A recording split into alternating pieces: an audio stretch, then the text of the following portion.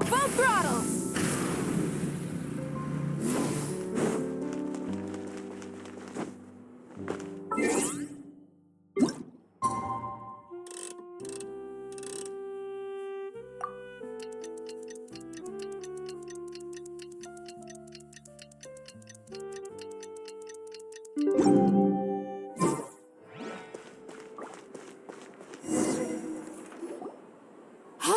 There's a newsstand over there! Want to grab a copy of the Steambird? We know our Fontanian friends love a little drama. There's no way they let their readers down. Isn't that Charlotte? And standing next to her, surely that can't be Kaniche? How about... Lost treasure resurfaces at last. Behold the beauty of the Remurian teacup.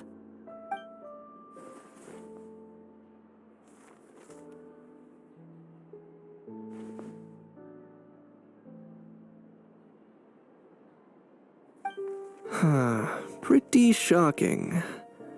But it still feels like it's missing something. Ah, got it.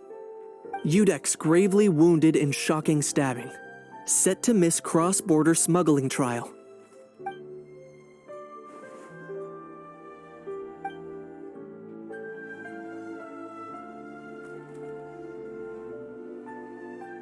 Huh? What? Did Paimon hear that right? Neuvillette was stabbed and gravely wounded? No, surely that can't be right. Can it?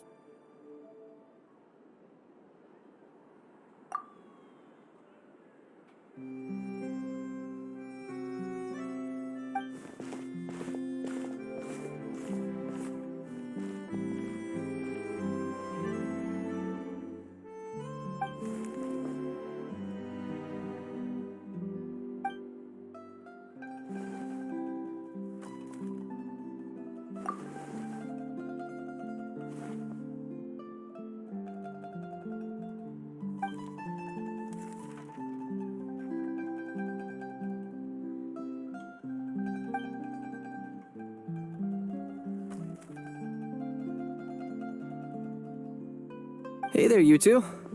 Fancy running into you here. Yeah, that, and also a less than pleasant shock. What the heck was all that about a story of meat restaurant and the Udex getting stabbed? Please say you weren't being serious.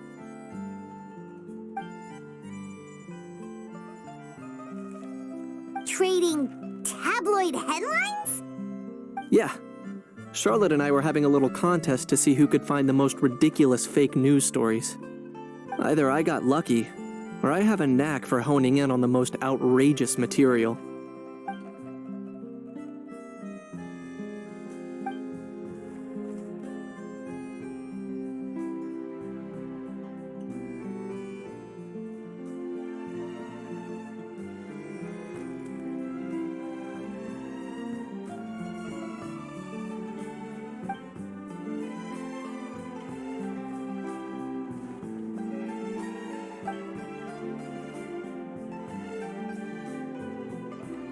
If I had to quantify it, I'd say about 1% of what they write is the truth. Huh? Him? Lenient? Oh, you gotta be kidding! Ah! Don't get me wrong. I'm not trying to give credit to these so-called news stories for occasionally including a grain of truth. All I'm saying is, even the wildest leaps of the human imagination are always rooted in reality. You mean all those fake headlines you mentioned actually do have some basis in fact? Sure they do. For instance, there was in fact a smuggling trial recently. Considering the amount of speculation surrounding the smuggled goods, it's no wonder there are rumors about restaurants serving saurian meat or teacups being unearthed from ancient ruins. But in reality, the goods in question were simply a few ancient relics dug up from ruins in Natlan. Rest assured, no saurians were harmed in the process.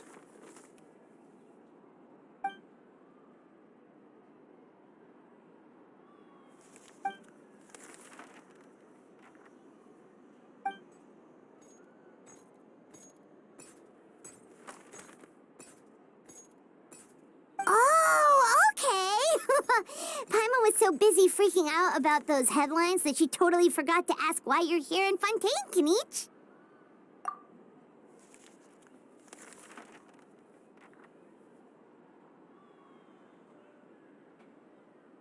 It was a pretty open and shut case, and my testimony in court was clear enough. But I'm guessing, Mademoiselle Charlotte, that you're less interested in the case than you are in trying to uncover some news stories about Natlan.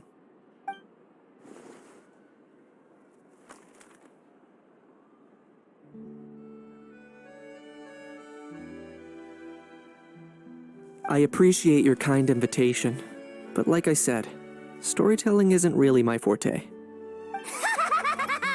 Kinich the speechless! Kinich the tongue-tied! Huh? If you're dead set on doing an interview, why not talk to the Traveler instead?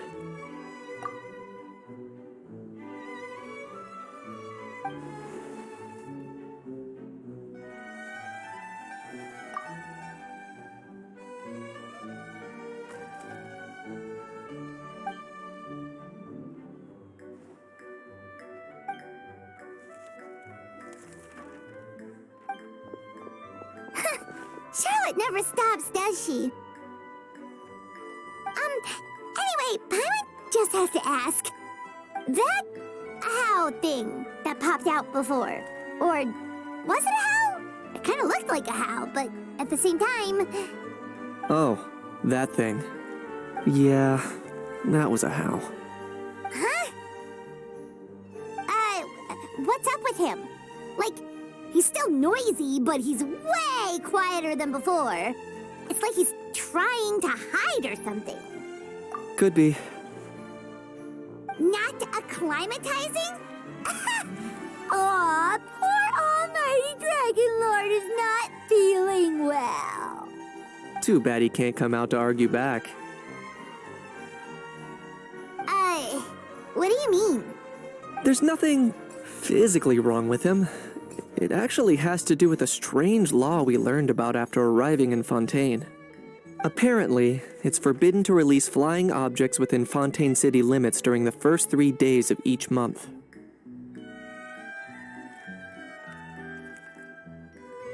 Paimon sure does.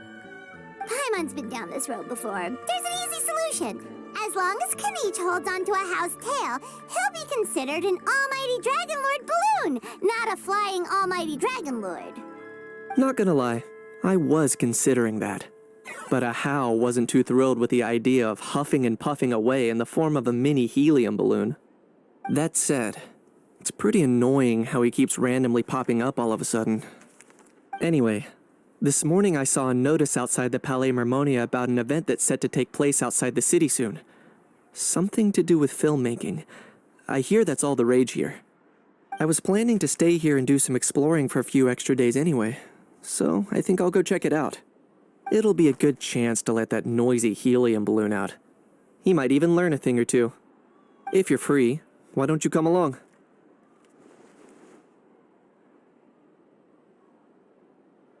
I know where it is, so let me lead the way.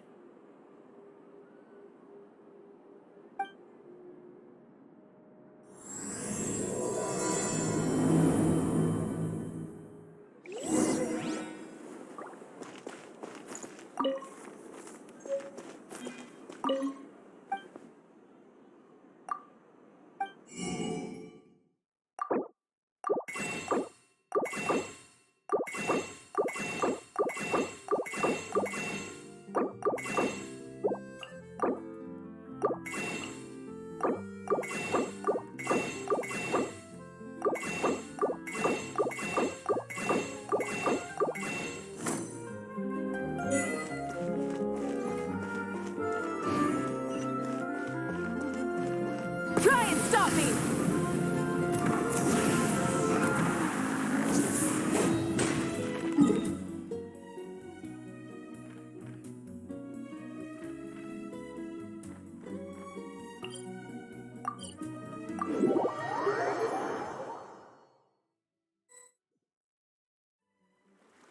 Looks like I remembered correctly. Here we are. Wow, this is awesome! Hard to believe it was just an empty beach before.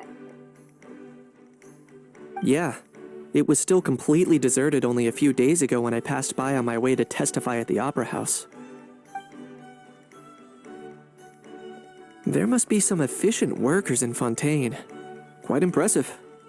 A few days? One night was all it took. Rap-a-tap-tap, ta-da! But is this all it takes to blow people away? Oh, no, no, no. Given my past experience, I can't let myself get carried away. Well, I can't believe you actually remember me. It's me, Lepine Pauline. That's right, the unlucky one. Of course! How else would we have managed to build Fantasyland in a single night? Fantasyland? At least that's how I like to think of it myself. A magical land of fantasy, the stuff of film buffs' dreams. I know it sounds like I'm laying it on thick, but that really is the goal here. As you can see, the theme of this amusement park is Fontainian filmmaking, a place for all film lovers to come together and co-construct a world of dreams. Co-construct? Well, that's a relief. Sounds like you're sharing the cost this time rather than pouring your entire life savings into a single project. Nope! I might be inviting others to help fund this, but that doesn't mean I haven't thrown all of my life savings into it too. Huh? You've got to be kidding. Ha! Look at you, puny little humans. Recklessly betting your entire future against some stupid vanity project. If you're expecting even an ounce of sympathy from the almighty Dragon Lord, dream on! Mockery is all you shall get, straight from the heart! Sorry, just ignore that little gizmoid. He likes to butt in occasionally. Do go on. Gizmoid? Who you calling Gizmoid? You're the Gizmoid! Wow! That's quite a nifty mecha you've got yourself there. Is it some sort of smart personal assistant? You ought to let Miss Charlotte see your cool gadget. Who knows? Maybe you could even look into mass production. Mass production? Ugh, insolent, vulgar, and disrespectful! I, the almighty Dragon Lord, am one of a kind! There has never been another like me, nor will there ever be! And another thing, smart is the understatement of the century! I shall have you know that I am Kahulahau, forebear of ancient wisdom! I lived for eons long before any of you were born! What? Heavens above! I beg your pardon, forebear of ancient wisdom. Please, I meant no offense. Idiot meets idiot. What's all the fuss? Making some new friends, are we?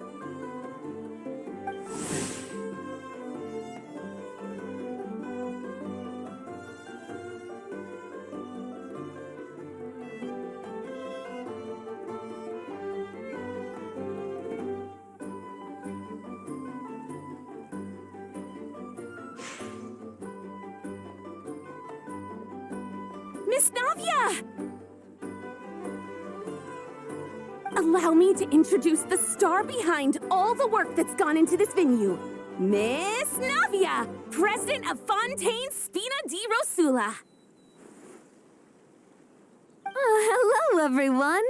Partner, Paimon, how have you been lately? Hello there. I'm Kanich. What about me? What about me? My useless servant can't even give me a proper introduction. You think someone yelling their name out in the middle of a public street really needs an introduction? He's not wrong. I caught yours just now, in fact. So, you must be the almighty Dragon Lord, Mr. Ahau. It's a pleasure to meet you.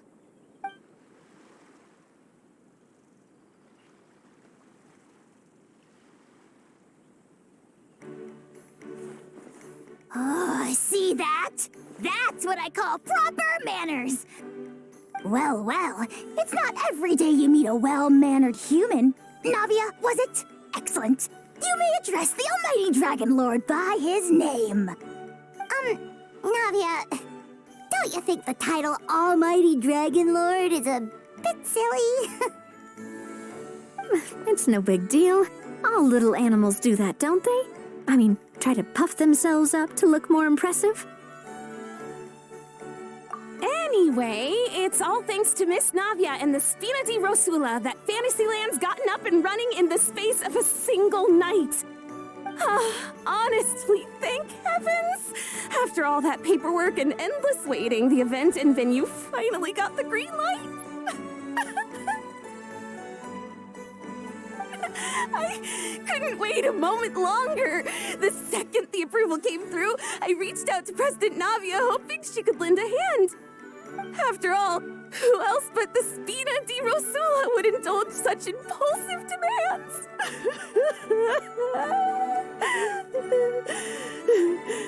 Sorry, Traveler.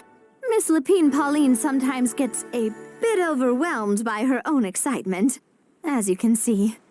I'm guessing she hasn't gone into much detail about the event yet, so let me fill you in. In short, the Cheval Moran Film Fantasyland is a fan convention that's open to film enthusiasts from all over Teyvat. Miss Lapine Pauline is hosting this event and also providing technical support. Huh?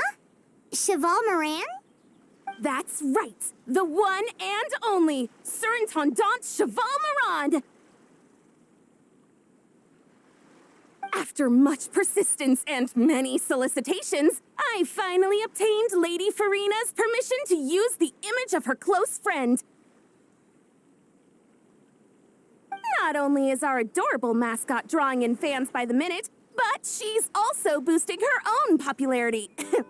And that was always the goal, a win-win arrangement.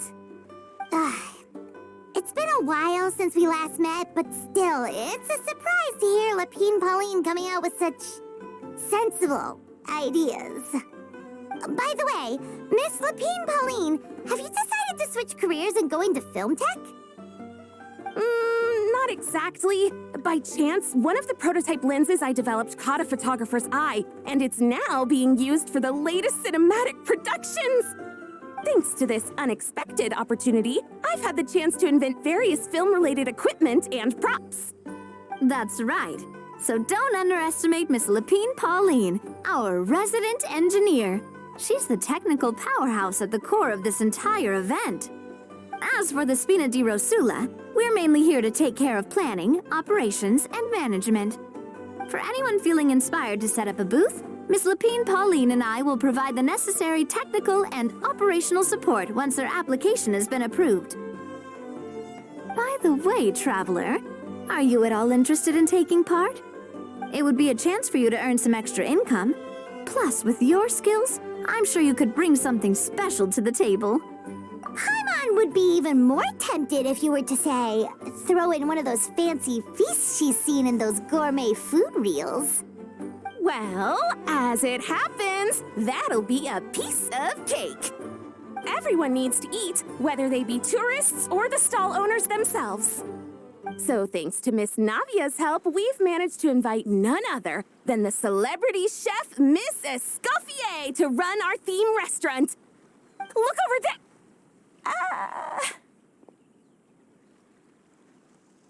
You! Yes, you! For the last time, the ingredients have to be in the right ratio! Get it right next time, or you might as well just lie down on the chopping board yourself.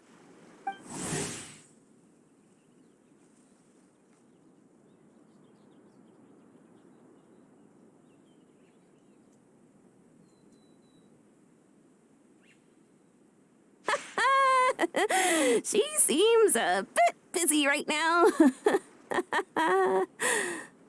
Well, I'm sold. I think I'll make a How go be her assistant. You little... What's your game here? Demoiselle, sorry to bother you, but there's an issue over here that requires your personal attention. Apologies. Looks like it's back to work with me. Please feel free to take a gander at what we've got.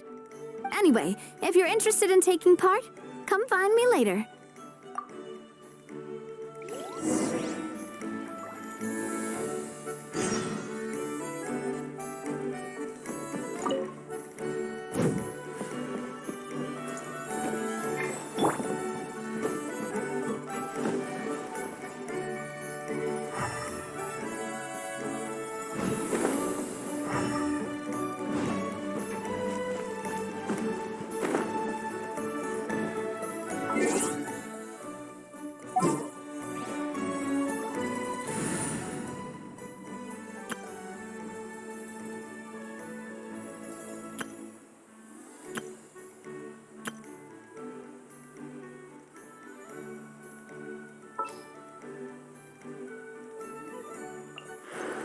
There are still so many places for us to explore.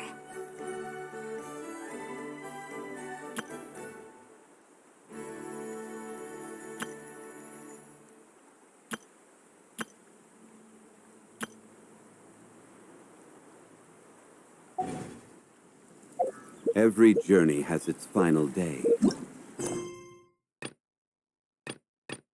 Don't rush.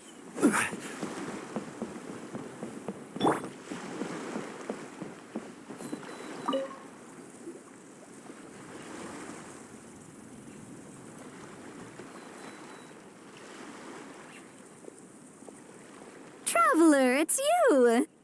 Ready to join the Cheval Moran Film Fantasyland crew?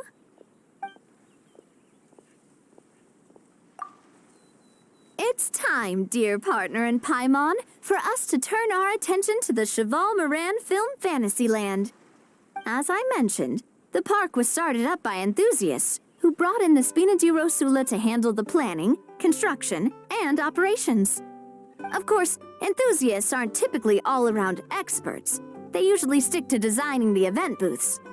We, for our part, handle long-term operations and develop standardized strategy guides for the different activities. Long-term operations? Strategy? It all sounds so complicated. We spend most of our time adventuring and we barely have any experience running a stall. Do you think we can handle this? That's more like it. You've seen it all before, haven't you, partner? I'd even go as far as to say you've shaped some of Tevat's biggest business ventures. Anyway, first things first. Let's get an overview of how the whole festival's gonna be run.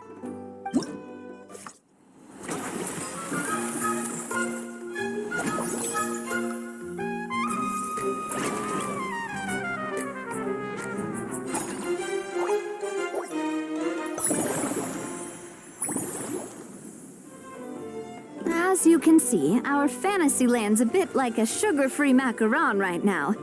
Several areas are still under construction. The Spina's only been able to hire a limited number of craftsmen. Besides, we don't have enough experience to handle multiple projects simultaneously.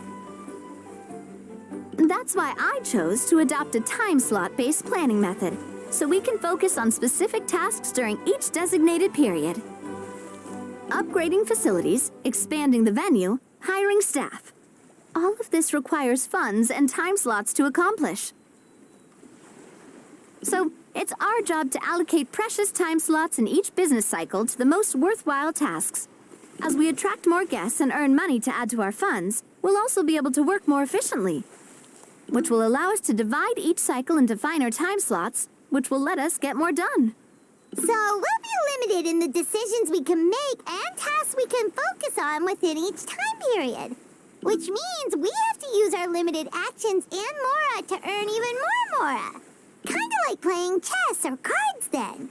Cooking up a strategy in advance is gonna be key.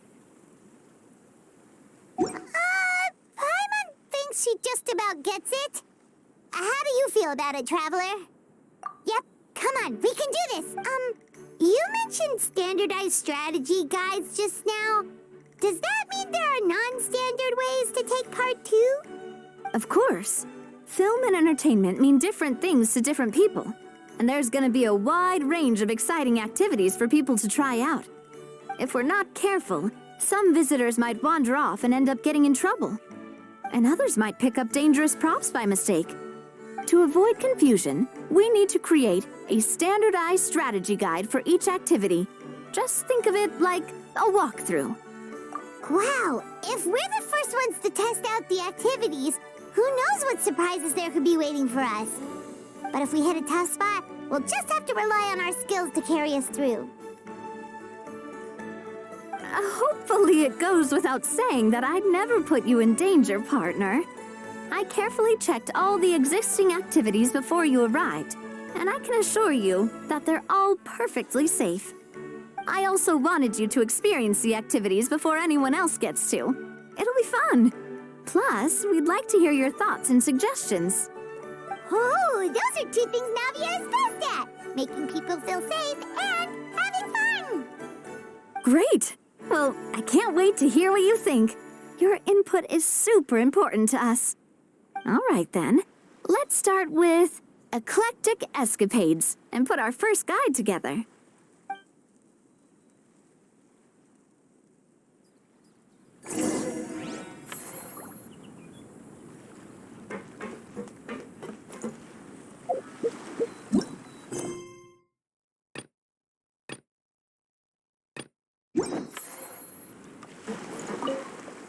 All right then, time to try out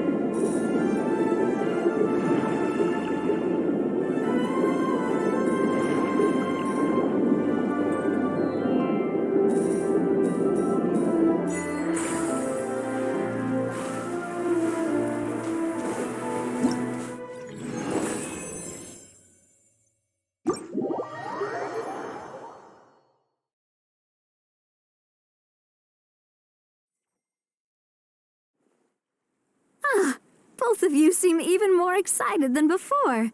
Looks like your first trial run didn't disappoint. Paimon hasn't actually watched that many films, but after trying it out, she might just be hooked. We should check out the film that it's based on. Great job, Paimon. That's exactly what our enthusiast friends were hoping you'd say. They'd be beyond delighted to hear that visitors are curious about the films that inspired these attractions. Some have even been willing to contribute extra funds out of their own pockets. Where budgets have allowed, of course. Out of their own pockets? That's right. While the Spina di Rosula covers the cost of basic booth materials and rental fees, many fans have personally funded promotional materials and related merchandise. The cost of the booth itself isn't their main expense. Some of them have already started designing spin-off products inspired by film characters. Take our official mascot, Sir Intendant Chevalmoran, for instance. She won second place in the last most popular character poll for the comic film category, and was even dubbed the pinnacle of round, bouncy cuteness. Many people have expressed interest in designing cushions based on her image, using the highest quality fabrics and hiring the most skilled artisans to mass produce them. These cushions will officially go on sale at the next convention alongside lots of similar products. Sounds irresistible, right? Plus, as Surintendant Chevalmoran's guardian and official image rights agent, Farina will receive 60% of the sales revenue. After all, the fans are doing this voluntarily, not for profit, but to promote Surintendant Chevalmoran's adorable image. The more Mora ends up in Farina's purse, the better Surintendant Chevalmoran's meals will be. And who wouldn't be happy to hear that? Oh, Paimon likes the sound of that. Everyone working hard for something they all love without worrying about profit. Still, we can't just ignore Mora completely. Whether it's fan creations or official commercial projects, some level of financial balance is still necessary. The same logic applies to the Chevalmoran Film Fantasyland taken as a whole. Once we finish the standardized strategy guides, our attractions can officially be open to the public. But we can't take personal charge of the ticketing process. There's plenty of work to do at the various booths, and the park itself is a work in progress. We'll need to assign dedicated employees to maintain and manage each attraction. There's a recruitment section on the park's bulletin board. We've received many applications, and each candidate has their strengths. Our job is to match the best candidates to each attraction based on their overall performance. Once assigned, the staff will keep the attractions running, ensuring a continuous revenue stream. Wait, so we've suddenly gone from being playtesters to heads of human resources? That's definitely a first for us. Just don't hold everyone up to your own standards, okay? You can't expect everyone else to be as capable as you. All right, time to review some resumes. Fingers crossed we'll get some exceptional candidates.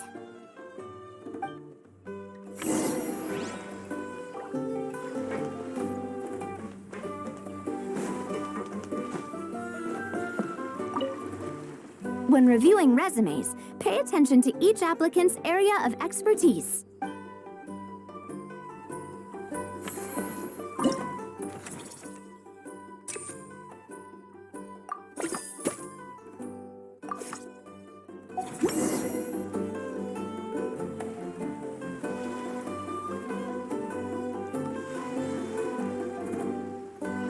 Looks like this particular employee is really getting into their role. You're both doing great. You sound more like bosses than I do. In any case, with this, the Chevalmoran Film Fantasyland is now officially open. Running a theme park is a long-term project. You won't make much if you try and rush it. We're just about done with our current work setup, so let's take a short break and wait for this cycle's revenue report to come in.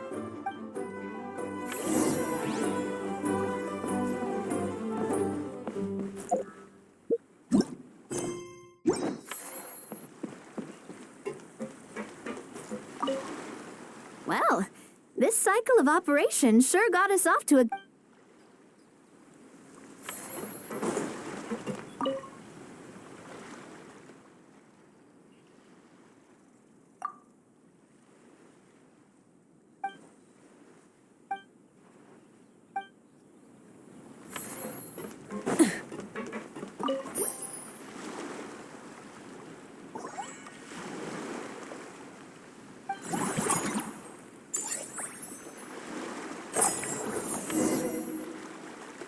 Well, the numbers might not look that impressive, but given that we're just getting the ball rolling, I'd say that wasn't a bad start.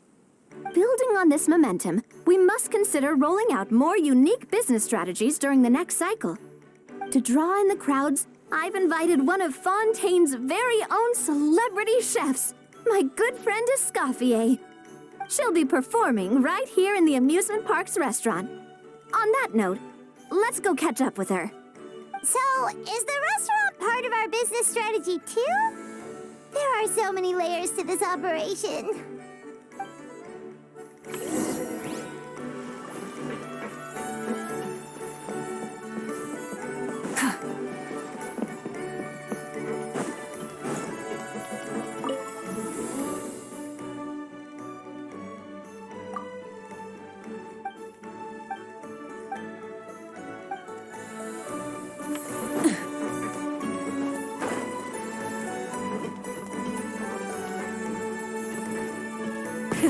Rev the engines!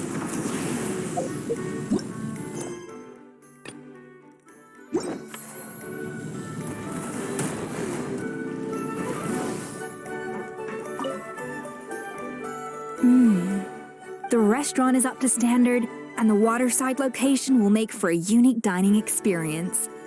The beautiful scenic reflections in the water create a stunning backdrop, lifting diners' spirits and allowing them to truly savor their meals. Ingredients, check. Cooking utensils, check. Looks like we're ready to rumble. Hey there, Escoffier. Oh, my employers are here. The president of the Spina di Rasula, plus the famous traveler and Paimon. I must say, you seem a bit overqualified to be running a film-themed amusement park. I'd say that if anyone here was overqualified, it would be the former head chef of the Hotel de Boer. Wherever you walk, the aroma of fine cuisine follows in your wake. Let's get back to business. I'm guessing you want the traveler to help me decide the theme dish for each cycle, right? This is the business strategy I mentioned earlier. Using Escoffier's top-tier dishes to attract more visitors to the park. But this isn't just about attracting visitors. Her culinary masterpieces will surely have other surprising effects. Just imagine, Paimon, if all you needed was a single ticket to enjoy all the attractions and taste all the legendary food. Wouldn't you be tempted?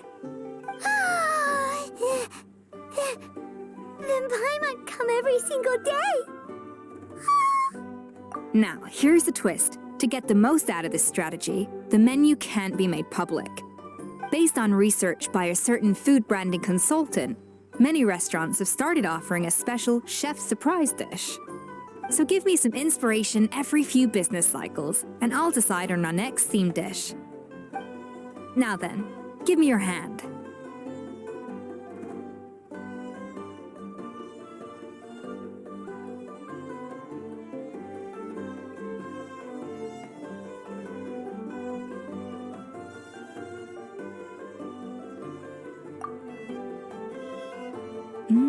A warm and energetic feel.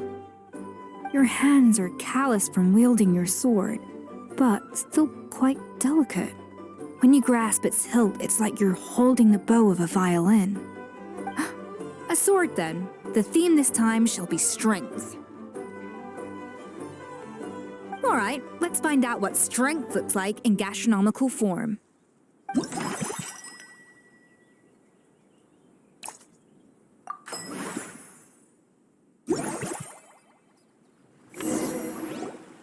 I've refined the sauce for these barbecue ribs.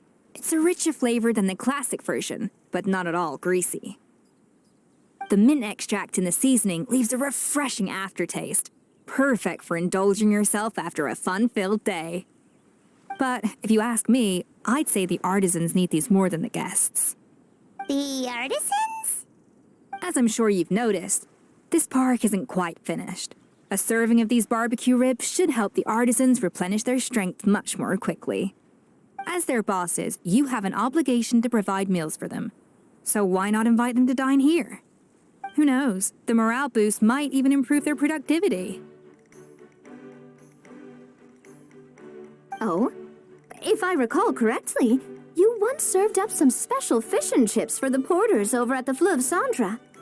For several days after, the workers were all incredibly efficient. They'd finish 8 hours of work in just 5. And then, because they clocked out early, they'd come back completely refreshed the next day. Then there's no time to lose. Go invite the artisans over while these ribs are still hot. I'll prepare some side dishes and desserts too. That's a great idea! You really live up to your reputation, Escoffier. Looks like these themed dishes are gonna make a huge difference after all. We'll have to make sure we check in with you regularly. The artisans are pumped and ready to roll thanks to that themed dish. And perfect timing, too. Let's take this chance to take the facilities of our eclectic escapades to the next level. That unique aroma. I wonder how you'll inspire my cooking this time. I'd say it's quite similar to working at the tavern in the Fleuve Cendre. There's something special about seeing diners' faces light up when they taste your food. You don't get that working in the closed-off kitchen in a grand hotel. If something like this comes up again, just call me. Don't worry, we know each other. No commission fee needed. I won't take a single mora. That unique aroma. All right then, I'll just go with the flow.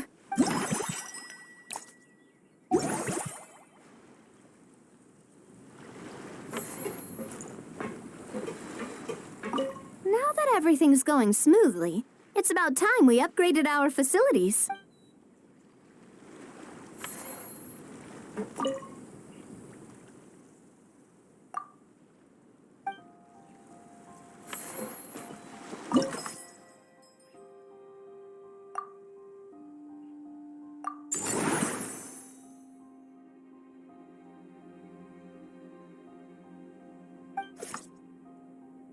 We should be able to attract more customers by upgrading the stall, don't you think? That's right. Based on my business experience with the Spina di Rosula, I've quantified the service value to help you intuitively understand how satisfied customers are with each stall. An attraction will reach its ideal revenue only when its service value meets customer expectations. As we improve and expand our facilities, expectations will also increase accordingly. When that happens, we can deploy more capable employees or invest funds in training to enhance our employees' skills.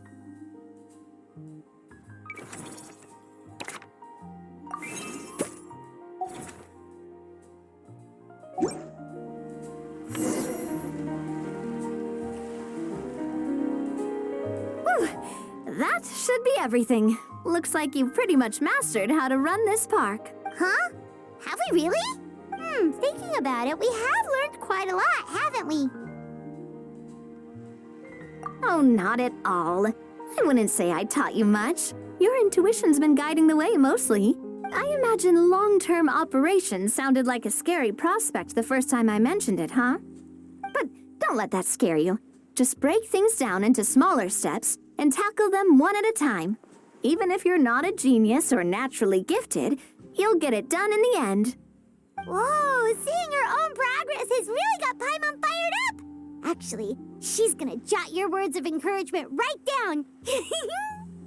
From here on out, we'll be running the Cheval Moran Film Fantasyland together. Let's make it a big success!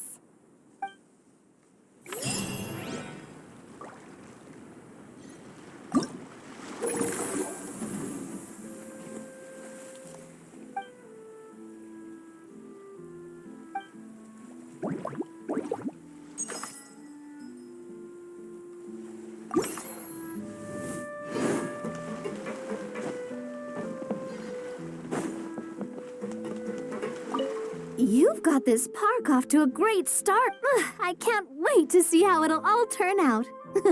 How exciting!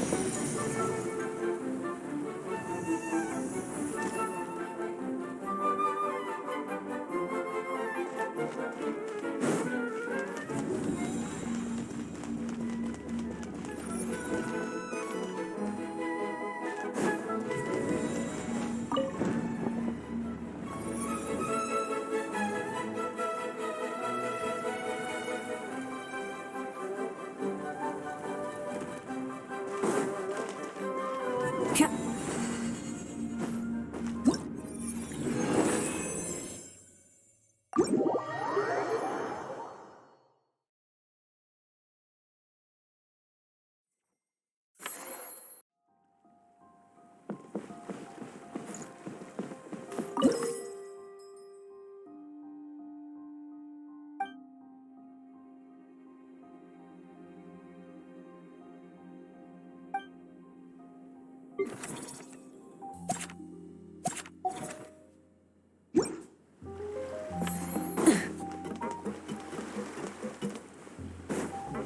and stop me! You've got this park up. I can't wait to see how it'll all turn out. How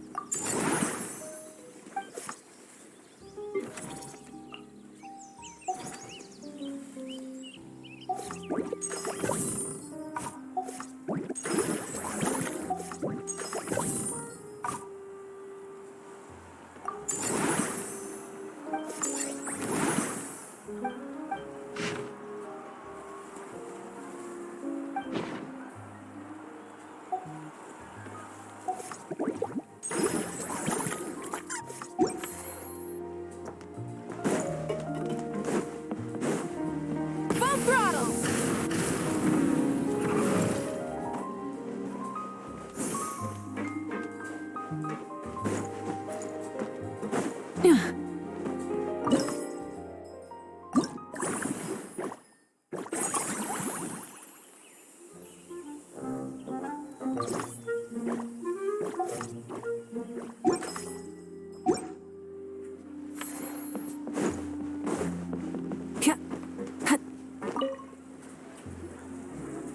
Greetings. Apologies if you overheard my harsh words just now, but I assure you it is entirely necessary. The sheer lack of standards here will be the death of me.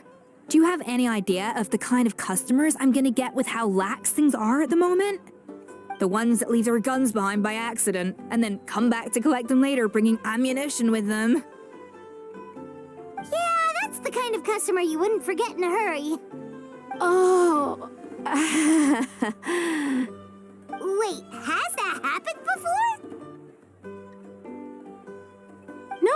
No, it's just the mention of guns reminded me. Someone did actually leave their gun nearby. Huh?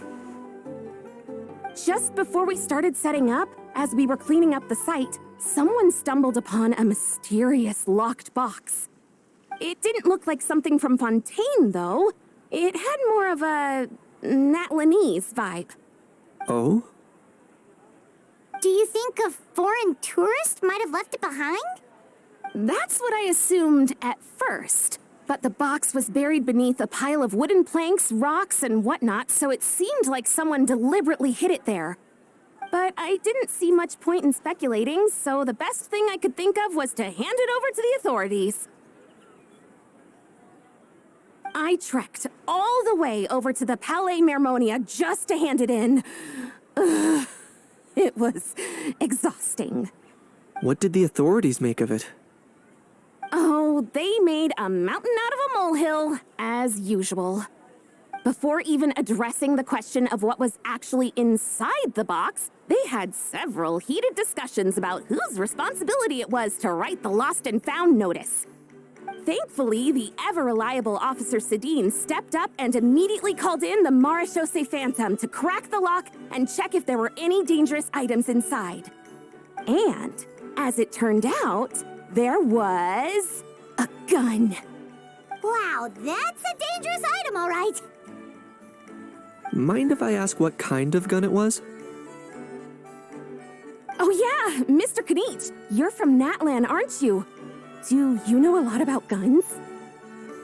You could say it comes with the job. I have an interest in weaponry and the like. Ugh, such a spoiled brat. What, are the toys I gave you not good enough for you anymore? Yep, got sick of those long ago. Ugh, you little... How dare you turn your nose up at my gifts? Why Time for a timeout, old-timer.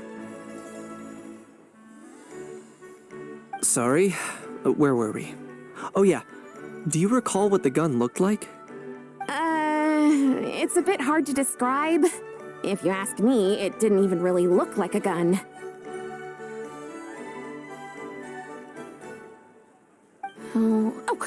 Give me a second. I'll knock out a quick sketch.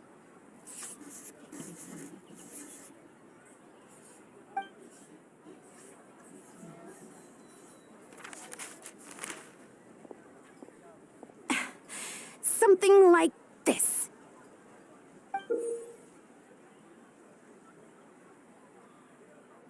Whoa, it's so neat and precise. It's nothing. Sorry. Is something wrong with my drawing? I know it doesn't really look like a gun, but I assure you, this is exactly what it looked like. And it certainly could shoot as well, too. I confirmed that with the officer from the Marechaussee Phantom. No, quite the opposite. The features are very accurate, and it is definitely from Natlan. Please, don't mind me. I'm just taking a moment to admire it.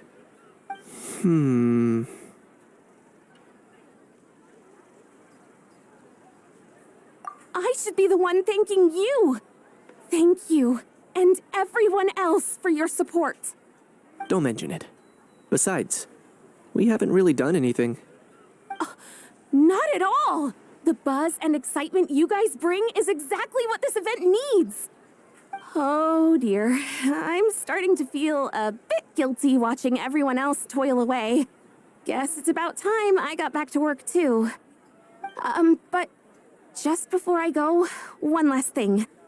Traveler, it's wonderful to see you. Here's to a successful collaboration.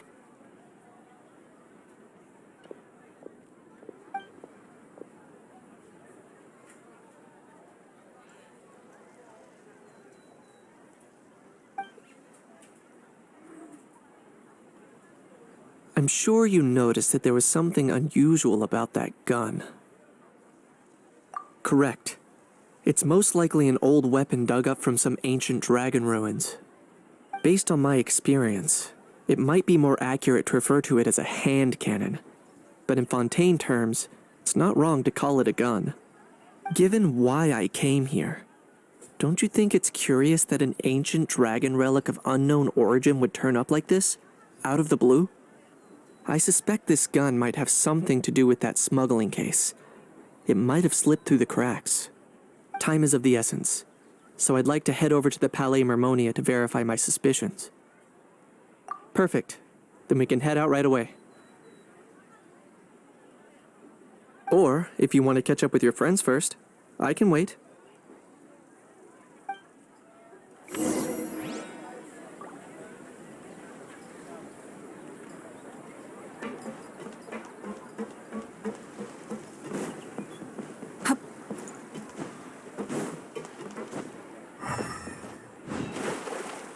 Shine down!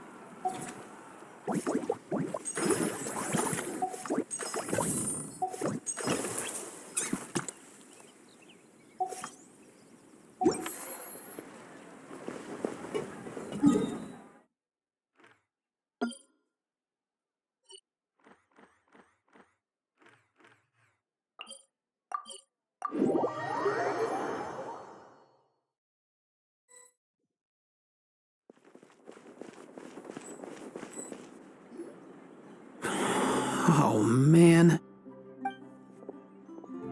Bro! Are you mimicking me?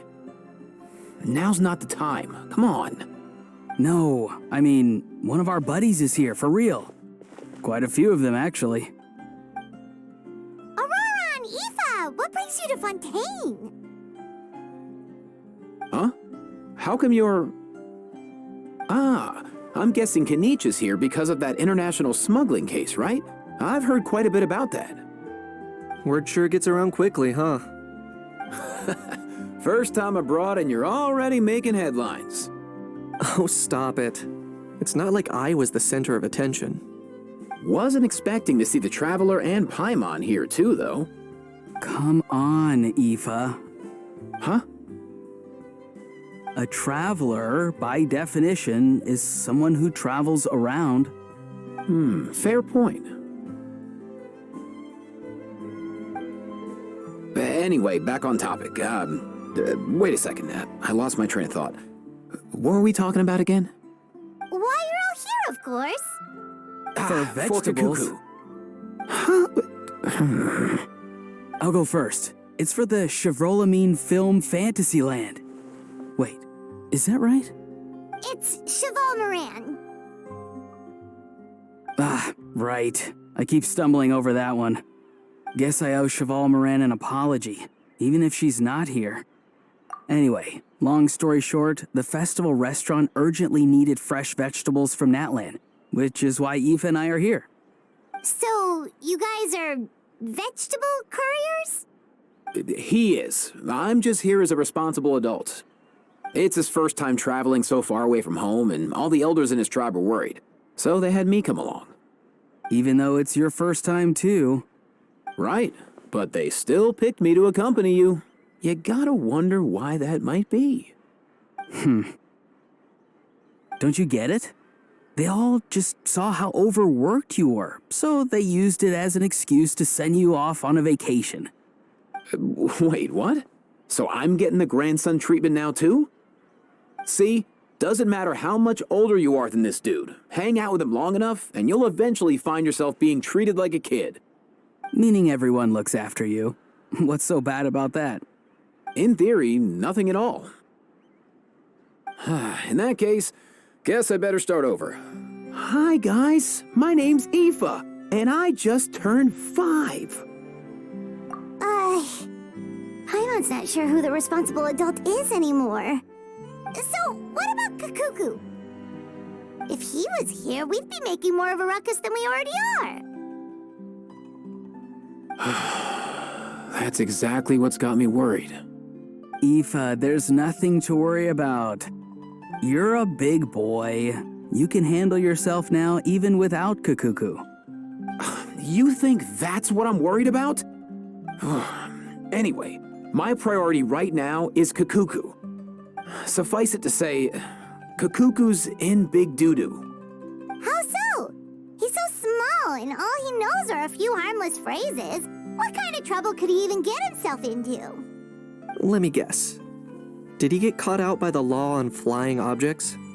Bro, you too? Not me. How? Oh, that pesky little chatterbox. So that's why he hasn't interrupted us this whole time. Guess he's too scared to show his face. That, plus he's already spouted enough nonsense for one day. So I've put him on mute until tomorrow. Nice one. If I was even half as decisive as you are, I would have kept a closer hold on Kakuku so he didn't get a chance to go flying off. Oh no, bro. Or rather, did Kakuku get caught by the guards for flying around? If they had managed that, we'd at least be able to track him down. But when the guards started chasing him, Kakuku flew into that building next door. I wouldn't be surprised if there was a high-stakes pursuit going down in there as we speak. Just like one of those cool crime movies. Which building? That one? Yup, that's the one. Kakuku sure has a good eye for a getaway. It's the tallest building around. I may be able to fly up pretty high, but checking every last window would still take quite a while. As for Aoife, well, Let's just say he's not flying anywhere without a Saurian. Sorry about that. Not like it's my fault, though. You don't have to apologize on my behalf. Wait a sec. What's this got to do with how high you can fly? Kakuku's got himself into a real mess here, like a panicked animal running straight into a trap. It's pretty worrying. I'm starting to picture him flapping through a barrage of gunfire while important documents are flying about left, right, and center. Heck yeah! If anyone can pull it off, it's Kakuku. He's always been such an awesome Saurus. I believe in him.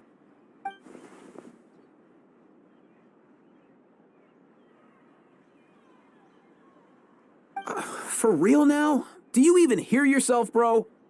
Of course I'm for real. I'd never make light of something like that. All right. Everyone's an awesome Saurus. Well, the human version. But our priority right now should be to go in there and check up on Kakuku. Leave it to us. You sure? Wow, awesome. That'll be a huge help. And if Kakuku doesn't listen to you, I give you permission to pull out a couple of his feathers. Wait, since when was that up to you? Well, then it's your call, bro. All right then, if Kakuku doesn't listen to you, I also give you permission to pull out a couple of his feathers. There you go. If he objects to that, tell him to come find us. He won't.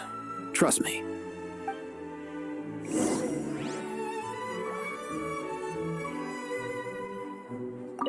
Back when we first met Kakuku in the wild and I begged you to take him under your wing, I never imagined you'd end up spoiling him rotten. And I never imagined you'd be nagging me about it. Oh, well, I definitely saw that coming. Huh? You're only 5 years old after all.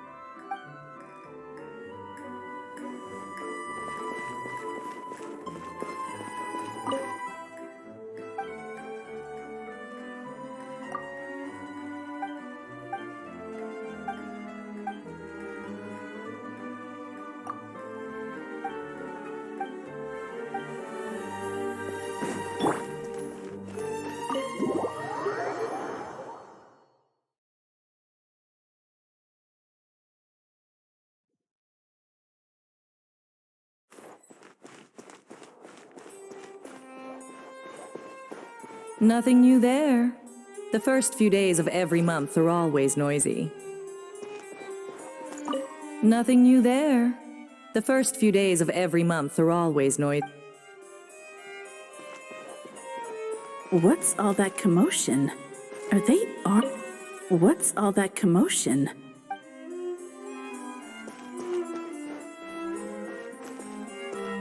The food in the cafeteria is excellent, if you're lucky enough to make it in.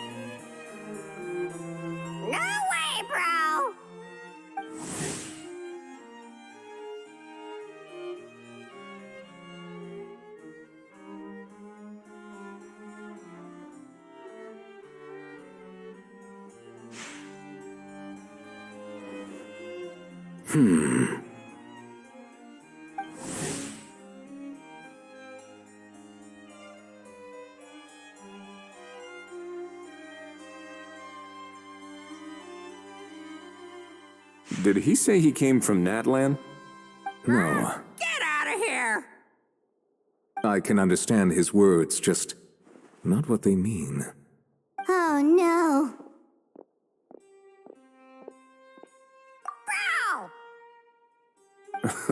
He keeps repeating the same things over and over again. Oh, you know one another. He's a friend, yeah. A Saurian friend, let's say. Great. Well, that was easy. Looks like we've tracked down the owner. Guess that's one less lost and found notice for you to write, Monsieur Neuvillette. For real? Traveler, was there something important you wanted to discuss with the Udex? I'm just about done with my business here. Need me to step out? Stay and hear them out first. Perhaps it will have some bearing on your own work. If I am not mistaken, you are the same Mr. Kanich who served as a witness in the smuggling trial? I take it there's been a further development in the case. That's right. Very perceptive, Mr. Udex. So you've met Neuvillette before? But wasn't the trial overseen by another judge? I've seen his photo in the papers. But as for this other gentleman... Allow me to introduce you to Mr. Wriothesley, administrator of the Fortress of Meripede. Or in layman's terms, Fontaine's prison warden. Please, feel free to share anything about the case. There's no need to keep anything from him. Pleasure to meet you. Pleasure to meet you! Wow, that sounded just like me. But should we really discuss official business in front of the Saurian? Oh, wow! Oh, no! I believe he said... Or rather, I suppose he meant that he'll keep this to himself. Though I should mention, Mr. Kukuku, that we will have to ask you to sign a confidentiality agreement. Sure thing, bro!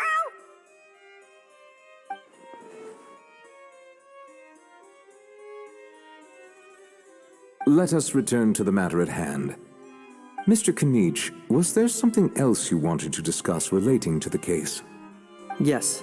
Let me fill you in.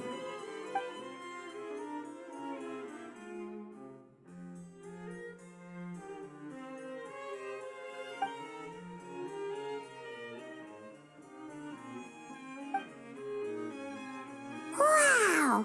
It really is exactly like Lapine Pauline's sketch! That must be all that practice drawing engineering blueprints, huh?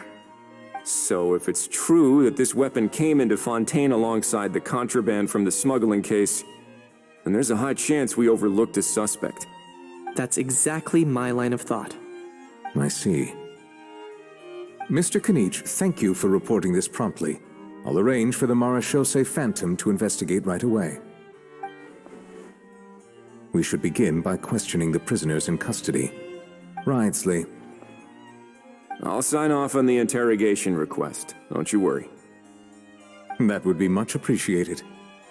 It's lucky that the Palais Mermonia wasn't scheduled to release any public bulletins today, and that this gun's lost and found notice hasn't been written up yet. In other words, the news hasn't leaked. I'll be staying in Fontaine for the time being. If there's any progress in the investigation or you need my help, feel free to reach out anytime. Yep, we were just about to go help out with Lapine Pauline's convention. If there's any news, we'll keep you all posted. Marvelous. Thank you all.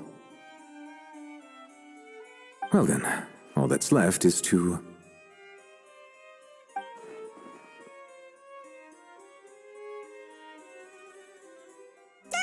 You miss me, bro?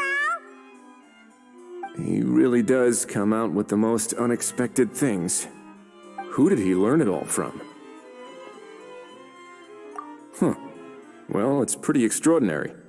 Anyway, according to due process, we must first determine whether Mr. Kukuku qualifies as a flying object. And, following on from our conversation just now, he also needs to sign a confidentiality agreement. Drafting said agreement may take some time. Looks like you'll be staying with us for a while then, Kukuku. Excited? That would save us a lot of trouble. Many thanks. All right then, we'd better get going. No need to see us off.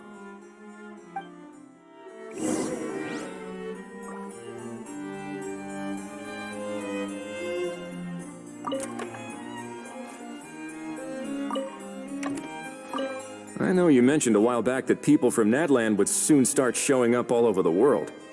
But I hadn't expected anything like this. It seems no matter where they come from, all dragons are inquisitive by nature. You can say that again, The same might well be said for humankind. The real reason you chose to stay to investigate this case was your curiosity about Natlan and Mr. Kukuku, was it not? Guilty as charged. Nothing gets past you. So, how about we take this opportunity to chat a little more? We've got the world's best translator on hand, after all. Sure thing, bro.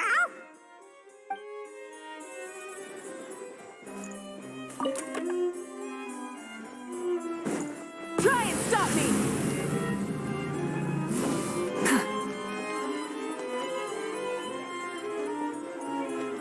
Nothing new there.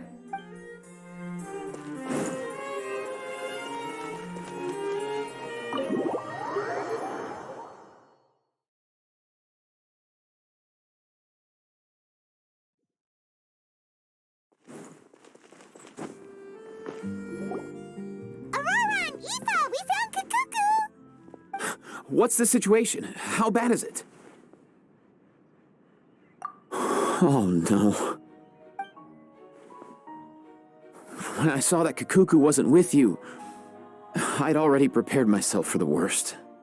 Relax, Aoife. Maybe Kukuku just prefers high-rise living now. Sometimes you just have to let the kids grow up and make their own choices in life. For real now? Do you even hear yourself, bro? It's not that bad. Kukuku's fine. Still very much alive and kicking for starters. He hasn't been arrested either, so no jail time. See? You're not exactly reassuring me here. As for the bad news, well, it's really not that bad. Kukuku accidentally overheard some top-secret stuff, so he has to stay at the Palais Mermonia for a while to sign a confidentiality agreement. But there's no need to worry. The person in charge of looking after Kukuku is super nice, so he'll be absolutely fine. All right. That doesn't sound too bad after all. Wow, hearing that's put my mind to rest. But based on my understanding of how things work here, the ban on flying objects should be over by the time Kukuku actually gets out. What a shame. Oh well, I guess we'll just have to go have some fun without him. You don't look disappointed in the slightest. Anyway, Auroron and I will be staying in guest rooms upstairs at the Hotel de Boer for the time being. Feel free to drop by if you need us. Yay! Problem solved! All right, let's catch up another day.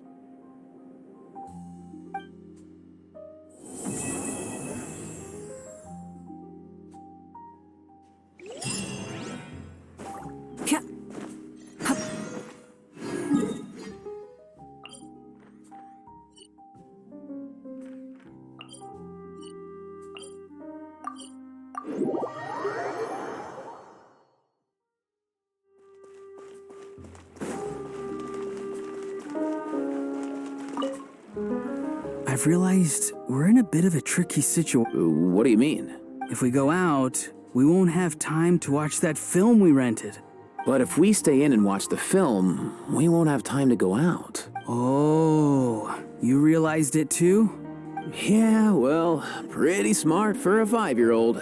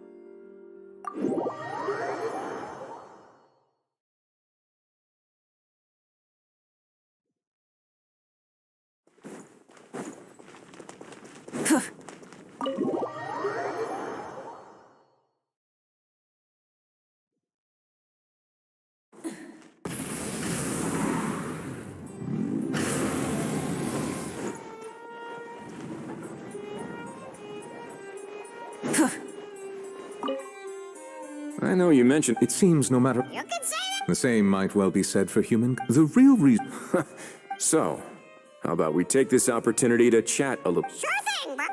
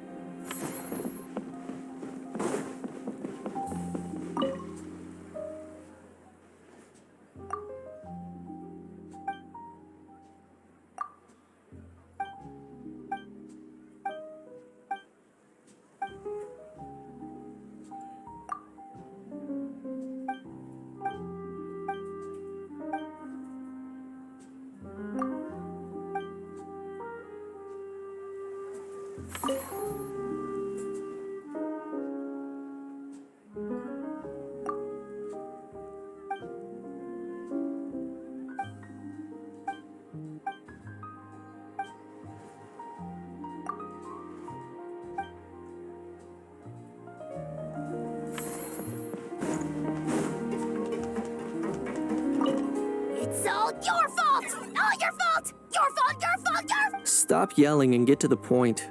If you hadn't kept me locked away, I could have asked that judge to step in for me! He'd have backed me up for sure, and then we'd have kicked your sorry little butt! For real now? Did you even hear yourself? You'd better focus on outsmarting Kakuku first.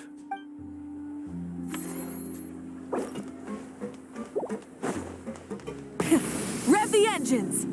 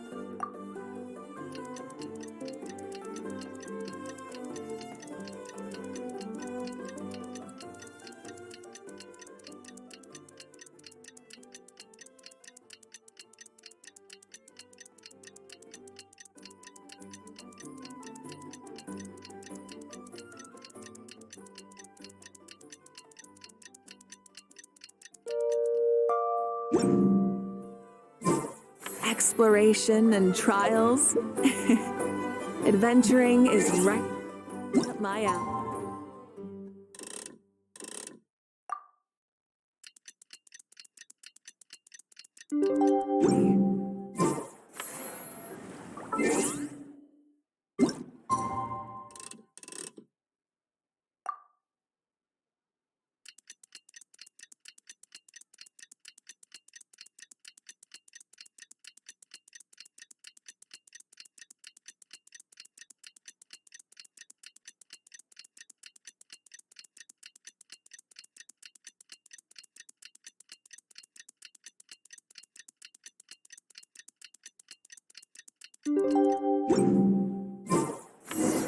It's been a few days. Ban on flying objects should be over by now.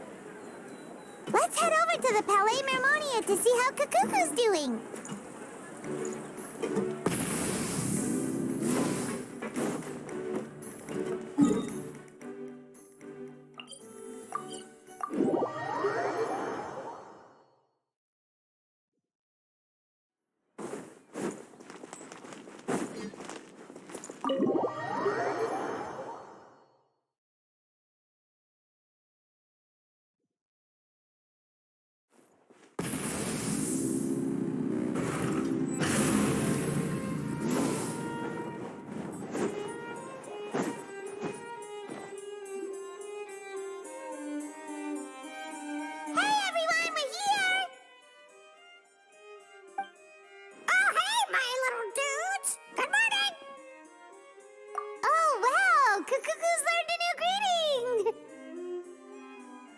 Is that good news or bad news, though? Sorry, I did everything within my power. But so far, I've only managed to teach him how to say good morning. Wait, so that's all you've been up to this whole time? Get out of here! Huh? Okay, so good mornings aside, please tell Paimon there's been some other progress too. Of course. That's why I'm here. Kakuku's not the only one that Mr. Ridesley's been getting to talk. I'm referring, of course, to the convicts. It was nothing. These guys weren't exactly tough nuts to crack. So, what's the deal? After racking their brains, they remembered speaking to an inconspicuous middle-aged man just as they were preparing to pack up and leave Natlan. He was dressed in the manner of the Children of Echoes and carrying a box. Plus, the description matches the one the gun was found in. All in all, he didn't look any different from your average Natlanese traveler. Perhaps seeing that they were dressed as merchants, this man stopped for a chat, inquiring where their goods were headed, and even asking if they could share a boat. The smugglers were very cautious, though. They didn't tell him any specifics. But all this happened before I crossed paths with them. I happened to notice them as they were preparing to set sail. I thought they looked shady, so I snuck aboard, and ended up being carried along all the way to Fontaine.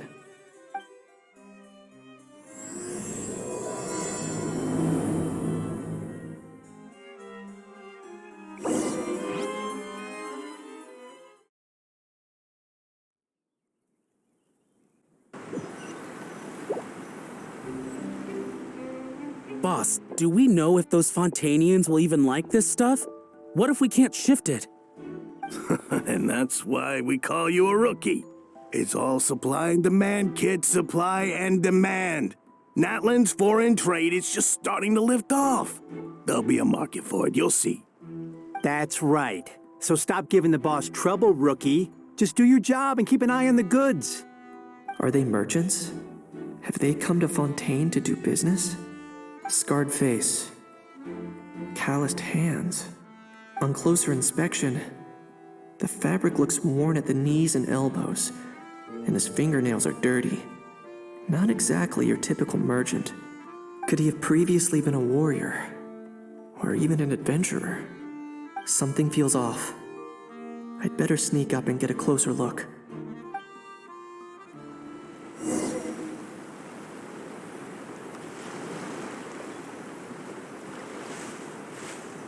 Nice thinking, boss. This tourist tub's been fast going and smooth sailing. Plus, no one's been asking us what we're up to. That goes without saying. Big cargo ship would have been too slow.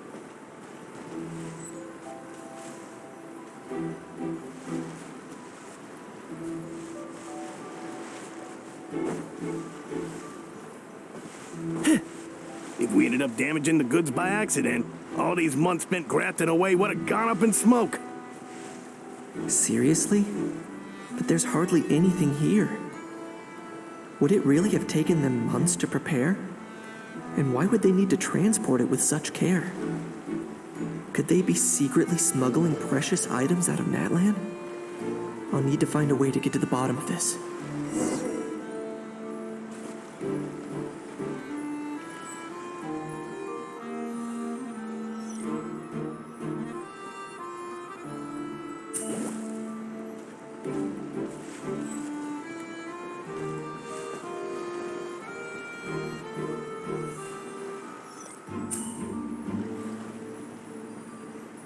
Let's go hear what these criminals have to say for themselves.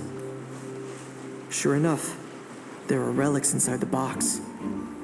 It's illegal to smuggle such items outside Natlan.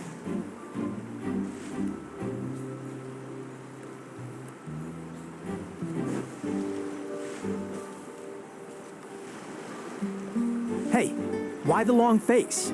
You're abroad on business, and you get to do some sightseeing while you're at it. Sounds like a pretty sweet deal to me. You better cheer up if you know what's good for you. I guess you're right. I was just worried I might have messed up with the packing, or that something's gonna go wrong along the way. Oh, pull yourself together. Tons of foreign tourists come traveling to Fontaine. I bet their luggage is full of all kinds of weird stuff. If someone insists on checking it all, just show them the purchase order we had drawn up. Those Fontainians can't get enough of their legalese, so I've heard. They can look all they want. Aha. So their aim is to smuggle in contraband after all. Looks like I've gathered enough intel about the smugglers and their contraband. Time to inform port security.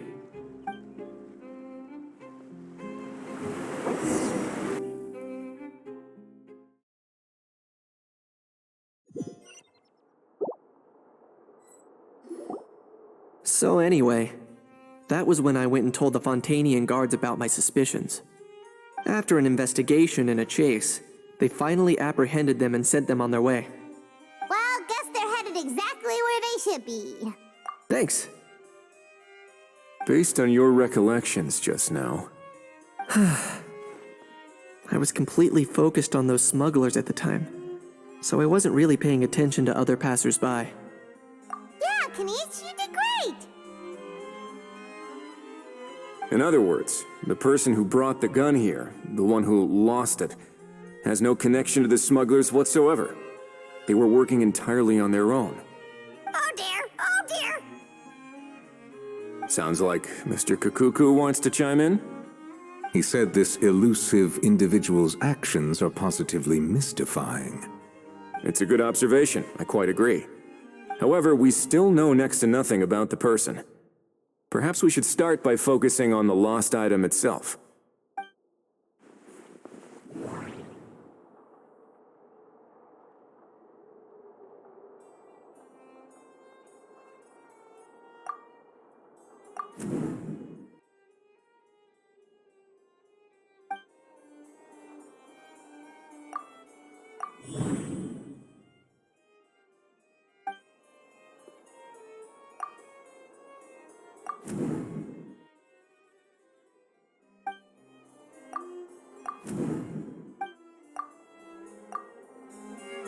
It certainly seems like it was the bait in some kind of trap.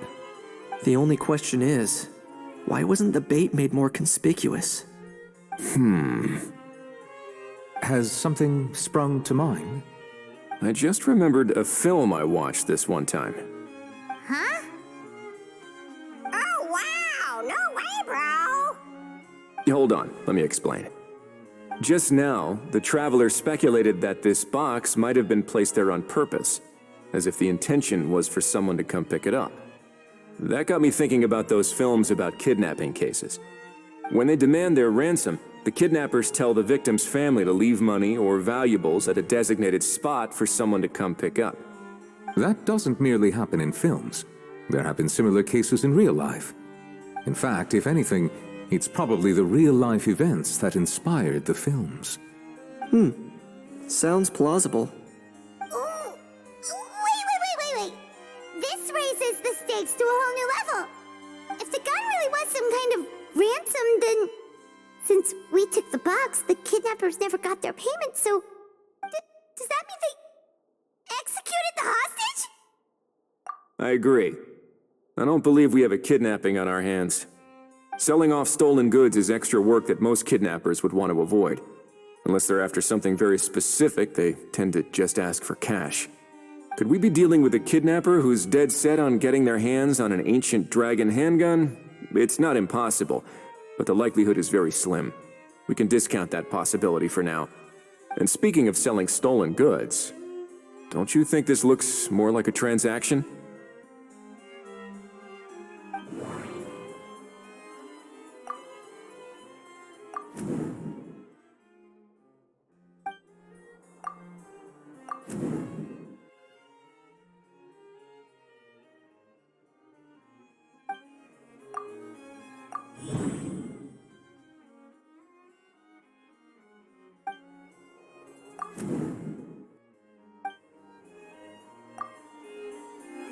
So, bottom line, this was an individual smuggler at work. Exactly. And it was the location itself that caused the deal to fall through. The last thing they would have expected was for a quiet beach to turn into a bustling film convention overnight. Not only is the area now packed with tourists, but the Spina di Rosula have a presence there. I'll bet that both parties were completely caught off guard. That sounds like a plausible theory, but how do we verify it? Looks like your people better start rolling up their sleeves.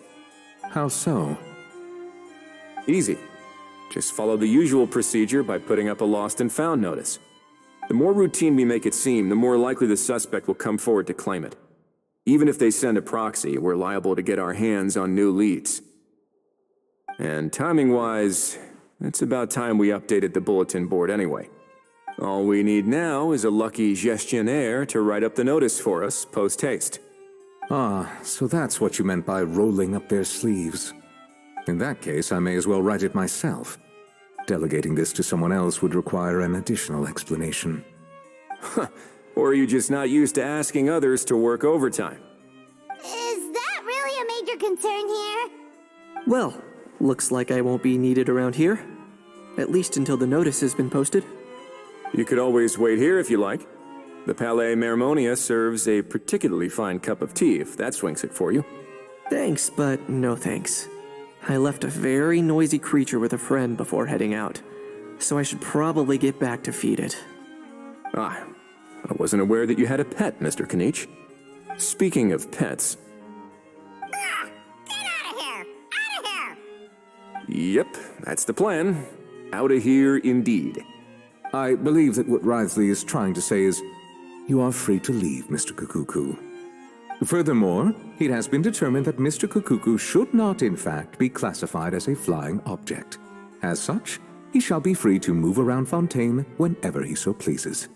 You're the best, bro! Oh, that really is good news! Travelers, should we bring Kukuku back to Aoife and Auroran? I shall leave him in your capable hands. Indeed.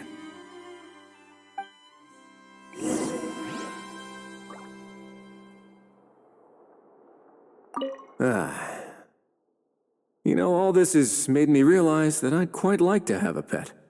If that proves inconvenient within the fortress of Meripede, perhaps you should consider finding a place in the court of Fontaine. That actually sounds like a good idea. In the past, I always dismissed the idea of buying a property in the city. The prophecy about the floods meant it never seemed like a worthwhile investment. But now... This might be a good time for you to re-examine the documents I gave you regarding your title as Duke. Huh? Citizens with honorary titles are eligible for certain benefits when purchasing property in the court of Fontaine. Really? How about this? You read through your documents from start to finish, while I write up the lost and found notice.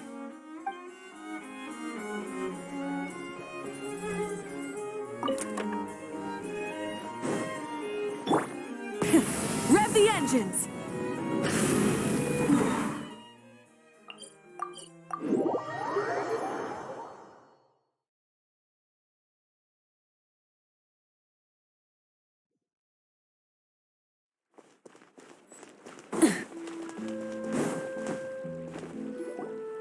How? What? What now? Let's shake hands. Fine by me. Get ready for a knuckle sandwich! Ugh.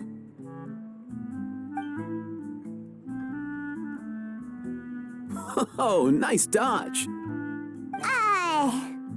Paimon feels strangely inclined to keep a safe distance. Did you miss me, bro? Cuckoo, you're free! Ugh, not you again. Nope, didn't miss you in the slightest. Hey, Gramps. And hey, Paimon and Kanich. It's good to see you all. Thanks for bringing Kukuku back. Get it away! Get it away from me! Nice to meet you, bro. Who are you calling bro? Say that again to my face. I dare you. If you've got the energy to argue this much, you're clearly not hungry yet. Let's go find something to eat while Ahau lives his best life. Poor Ahau. He spent all day being tormented by Auroron, only to discover that the suffering's just begun.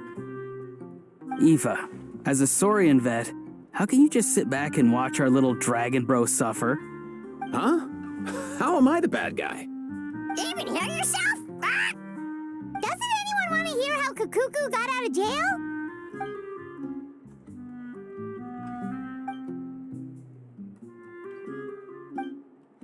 Don't lose hope, Ahau. By the same standard, you have freedom of movement now, too. You're still in the game? Same standard? I will not be held to the same standard as that thing! That's right. You won't. As far as I understand, the Palais Mermonia will want to assess your case on its own merits before they grant you freedom of movement.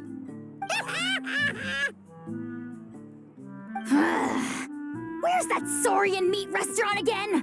I'm gonna march that little pink balloon right into the kitchen! Yeah, good luck with that, bro. You'll be putting your own neck on the line, too. Also, there's no such restaurant. Anyway, thanks for looking after Ahau, guys. I'll take over from here. Why, you?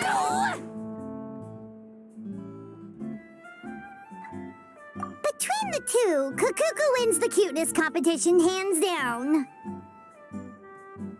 Ah, really? Thanks! Wait, who are the other contestants, though?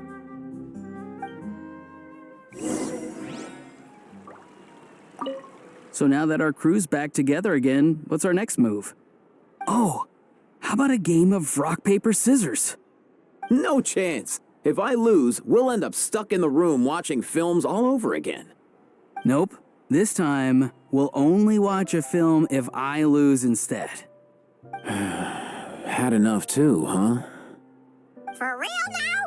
Come on, bro. Can we just ditch this whole leaving it all to chance thing? Why don't we take our fate into our own hands? Aren't we doing that already? Rock, paper, scissors uses our hands. Don't know why you're laughing. You're stuck with paper every time.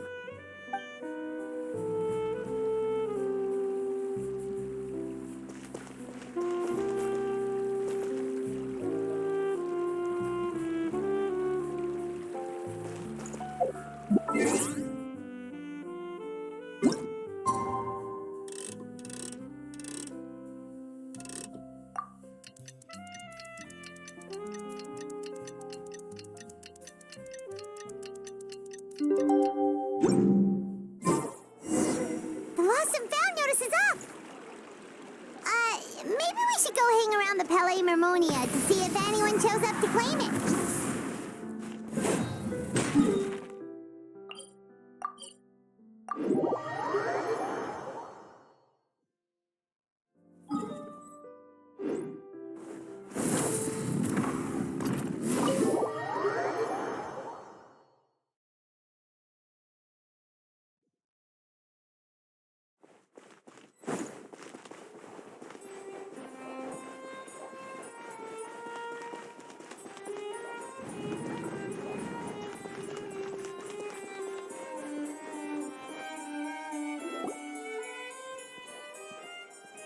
Huh, looks like there were quite a few others with the same idea. Ah, hello, you two. Have there been any developments?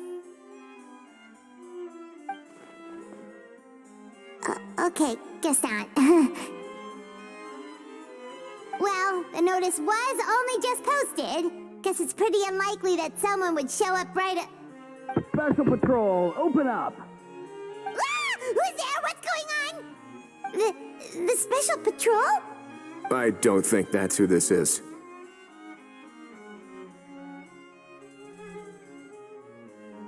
Hey, this isn't the time for silly jokes! Let's go check it out.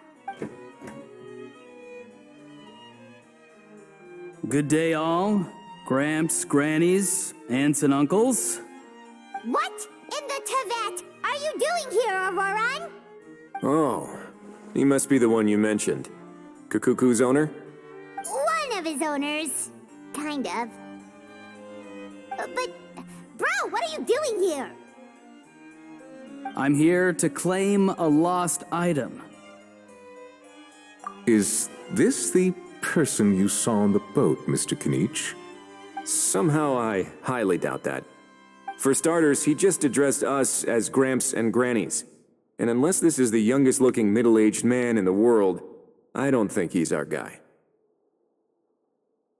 Huh.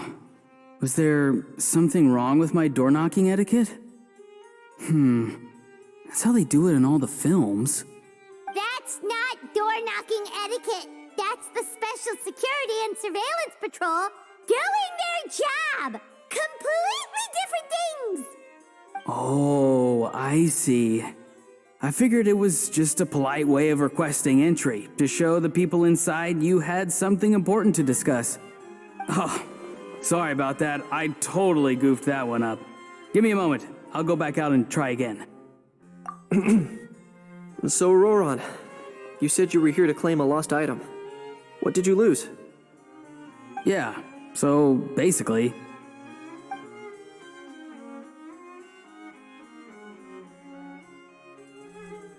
For real now? Oh, come on, bro. Auroran, be honest now. Were you the one who lost this? No, it belongs to a friend. So it belongs to Aoife? Of course not. Aoife has his own gun.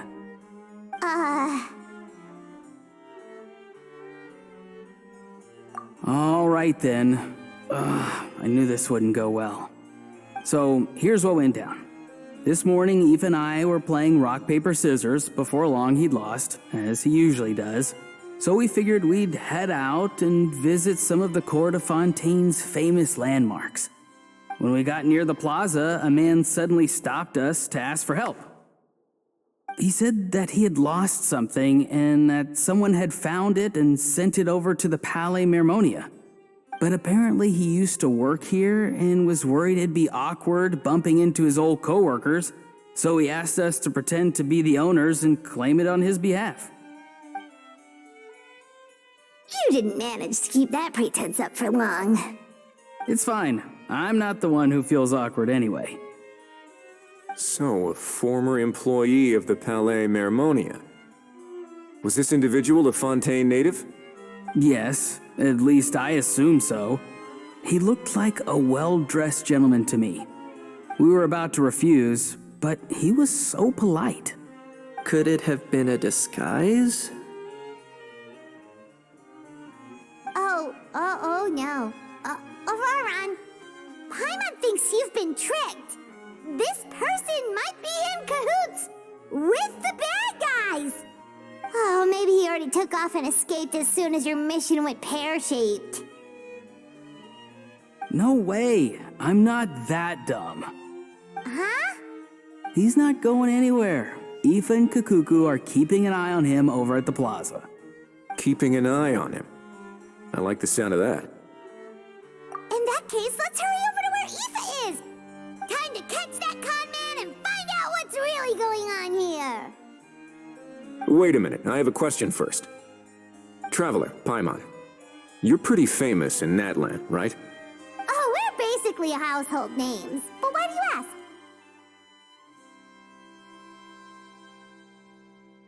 ask? Would that be a problem? Remember when I said that the seller might be watching in secret? If so, then picking Auroran to do their dirty work was a careless mistake on their part.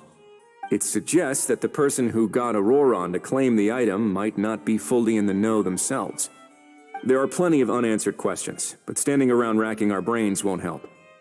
However, I still suggest that the famous faces among us, meaning the Traveler and Kinich, oh, and of course, Monsieur Nivelet too, stay here for the time being. We'll empty the box, give it to Auroran, and then he can claim the item as if nothing happened. I'll follow to check if anyone is watching. I doubt anyone would recognize me anyway, so I shouldn't draw too much attention. I think this plan is worth a try. I shall leave it to the pair of you. So, I have to go undercover again, right? Well, not exactly undercover. Just drop the special patrol persona and be yourself instead. Roger that. Over and out.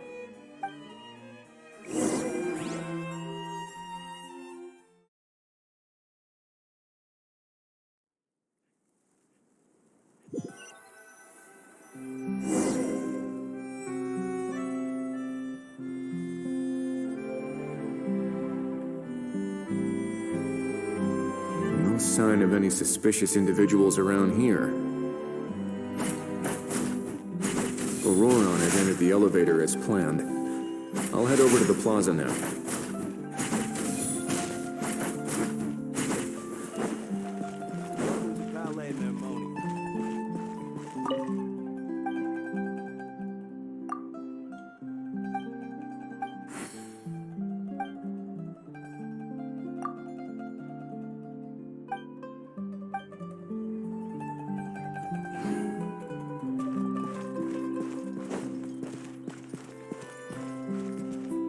Have a seat.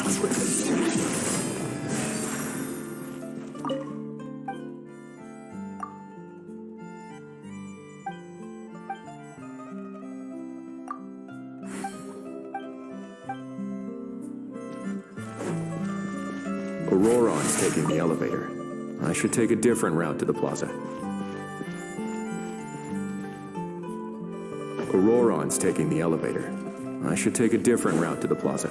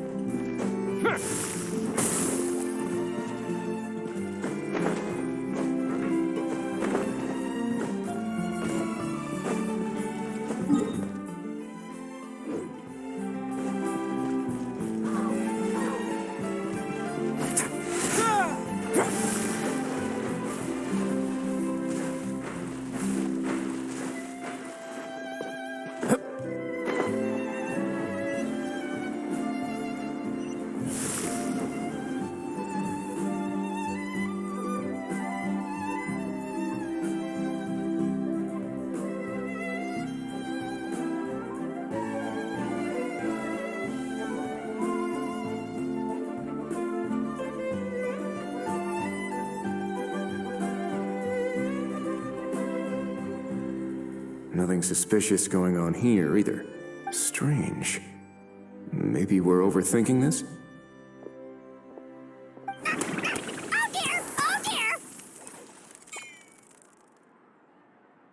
Stop with the pecking! Stop with the pecking!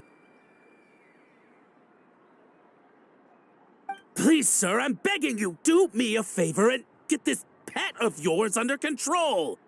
The heck are you on about? Sorry, but he's not my pet. He's my coworker. And I should warn you, he's not too happy with how you're talking about him. What the? This thing has a job? So in Natland, they just dish out jobs to any old thing. Uh-oh. Kukuku's not too big on being called a thing either. You're on your own now. I'm sorry. Please, Mr. Kukuku. Master Kukuku. Lord Kukuku. I meant no offense, I promise. All right, Kukuku. That'll do for now. Let me ask him some questions first. Sure thing, bro.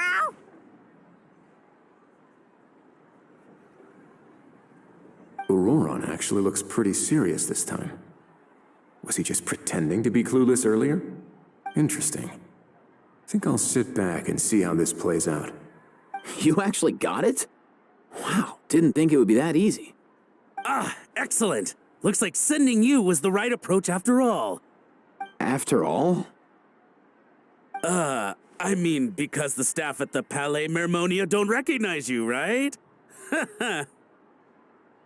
So I got it, but I don't remember promising I'd hand it over. Huh? This thing's pretty cool. I've taken a bit of a liking to it.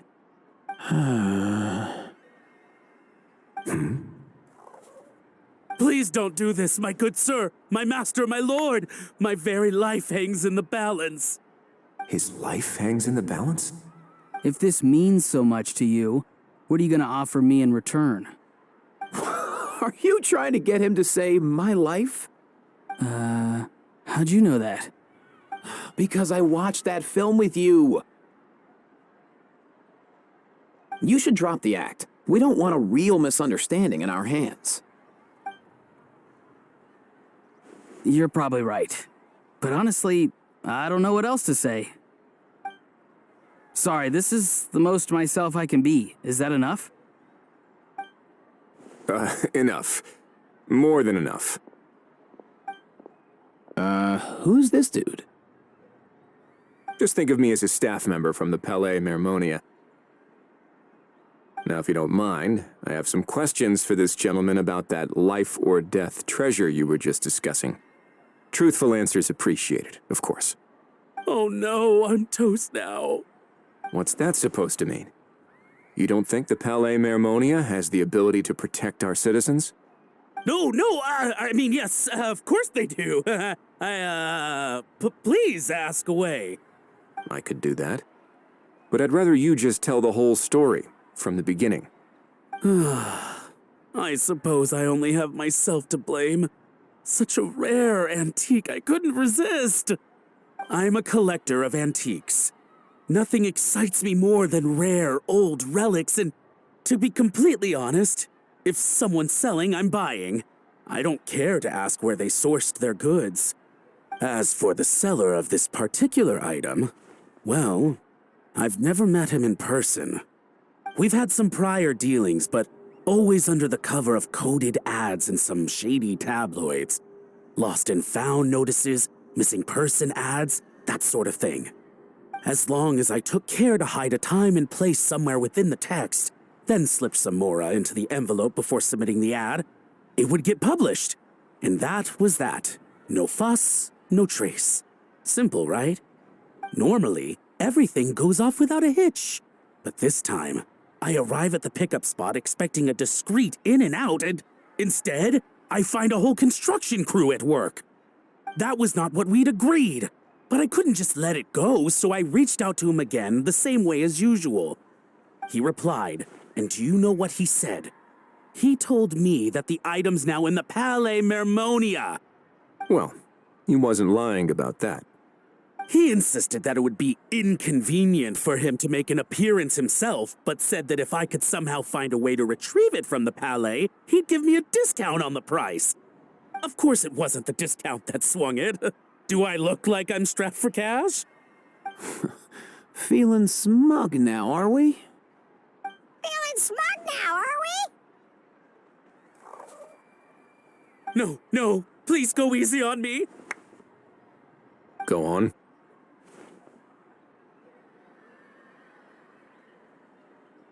Where was I? Well, anyway, I thought to myself, seeing as the item itself came from Natlan, it would make more sense if I could find someone from there to go retrieve it. And by a stroke of complete and utter coincidence, I just so happened to see these two young folks wandering around, so I'm so very sorry I underestimated the pair of you. I need you to clear something up for me.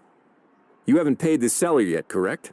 And yet he told you to collect the item from the Palais Mermonia. Was he not worried that you just split afterwards? Well, to be honest, though I can't claim to know him very well, he, on the other hand, seems to know my name and where I live. Besides, this is a guy who managed to get his hands on an ancient Natlanese weapon. That's probably not the kind of person I want to double-cross. Fair. That makes sense. So, Mr. Please, just call me Argento. All right, Mr. Argento.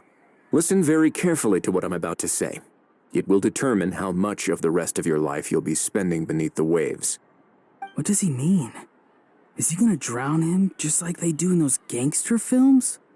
Oh, I get it. He's talking about that place at the bottom of the Fontanian Sea. Shh, can it?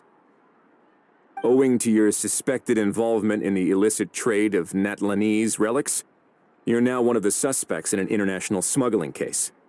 A trip to the Opera Epiclese seems unavoidable at this stage, But on the bright side, you still have one chance to make things right. Okay. Do I really? Please tell me what to do. It's very simple. Just reach out to your seller in the same way as usual, arrange to meet, bring the money, and make the deal. Just be sure to let me know all the details. I'm talking time, place, the whole lot. If we can catch the other party by doing this, you'll have gone some way toward redeeming yourself. Understand? Oh, I see. I understand. You shall have my full and unadulterated cooperation. Good. Don't break the law, and don't even think about making a run for it. The Palais Mermonia will be watching you and ensuring your safety. All right, take the box, but leave your ID and other documents behind. You can go now. As for you two, protocol dictates that I should take you both back to the Palais and have you sign a confidentiality agreement. But that would take a lot of time and effort. Such a hassle, bro! See, Mr. Kikuku knows exactly where I'm coming from. So, I was thinking, since you're all friends of the Traveler... I understand, sir. We got dragged into this by accident, and it has diddly squat to do with us. And out of respect for the Traveler, we won't say another word. Oh, I know this part.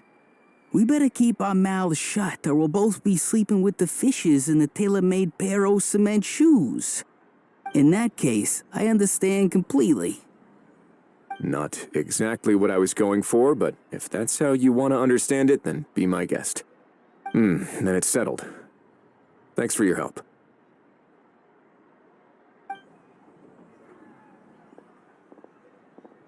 Boy, am I glad that's over. That's enough work for one day. Time to head back.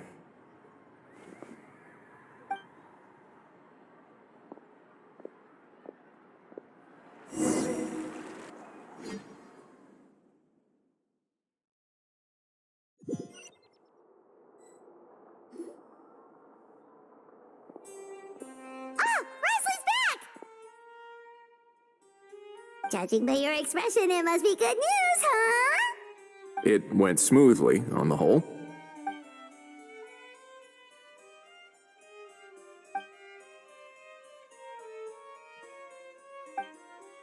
So basically, we hold off until Argento and the other party have set up the next stage of the transaction. Then we plan our next move. Patience will be key. I get that. It's like hunting. I'm just not sure the other party will take the bait so easily. Well, if he didn't need the money, or if he valued self-preservation over making a profit, he could have walked away as soon as the contraband was brought to the Palais Mermonia. On top of that, although he hasn't shown his face yet, he seems to have no followers or accomplices, and he's relying on an extremely limited set of options to push the deal along.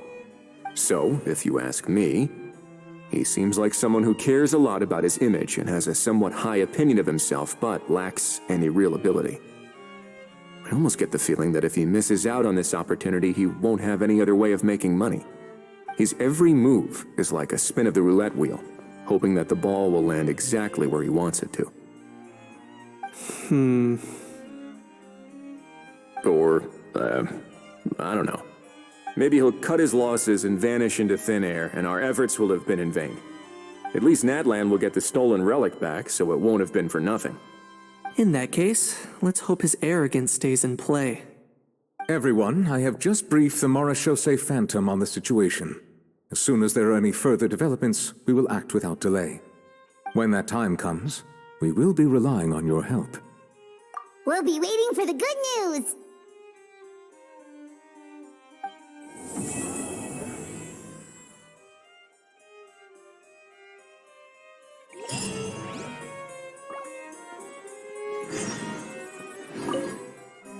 On the topic of kidnapping cases... How exactly do we define the subject of a kidnapping? According to the regulations, I mean. Aside from humans, do pets count? What about sentient, non-human beings? Of course, Melazines go without saying, but what about a being like Kikuku? I am surprised that you are unfamiliar with the legal provisions on this matter. If I knew all the laws like the back of my hand, I wouldn't have ended up in the fortress of Meripede, would I? That is no laughing matter, Wriothesley.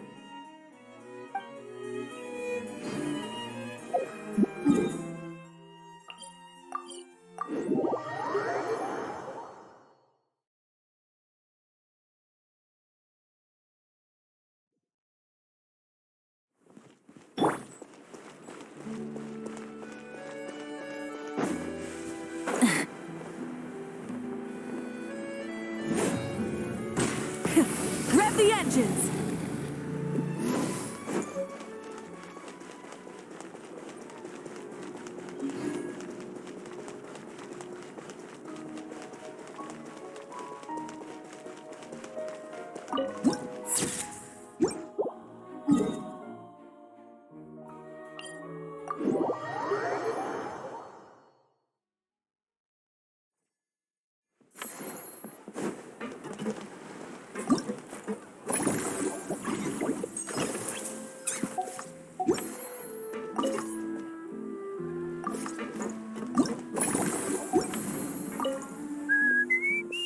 In a good mood, I see.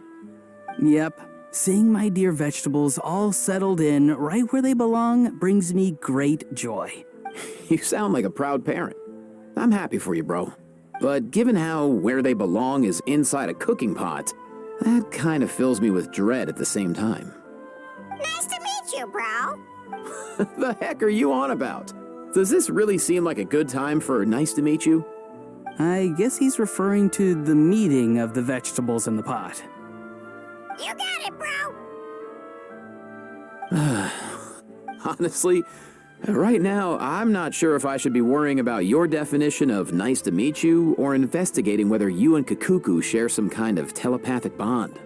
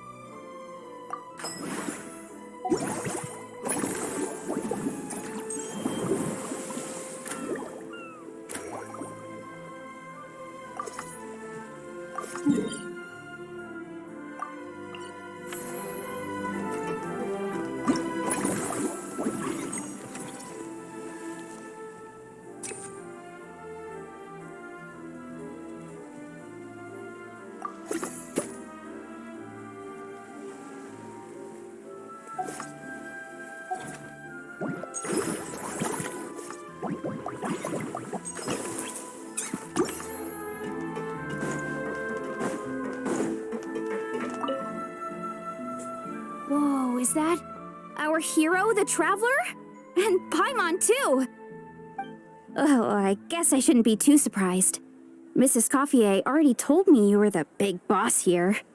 But when I saw you just now, I forgot myself for a moment. Technically speaking, the Cheval Moran Film Fantasyland doesn't even have a boss, does it?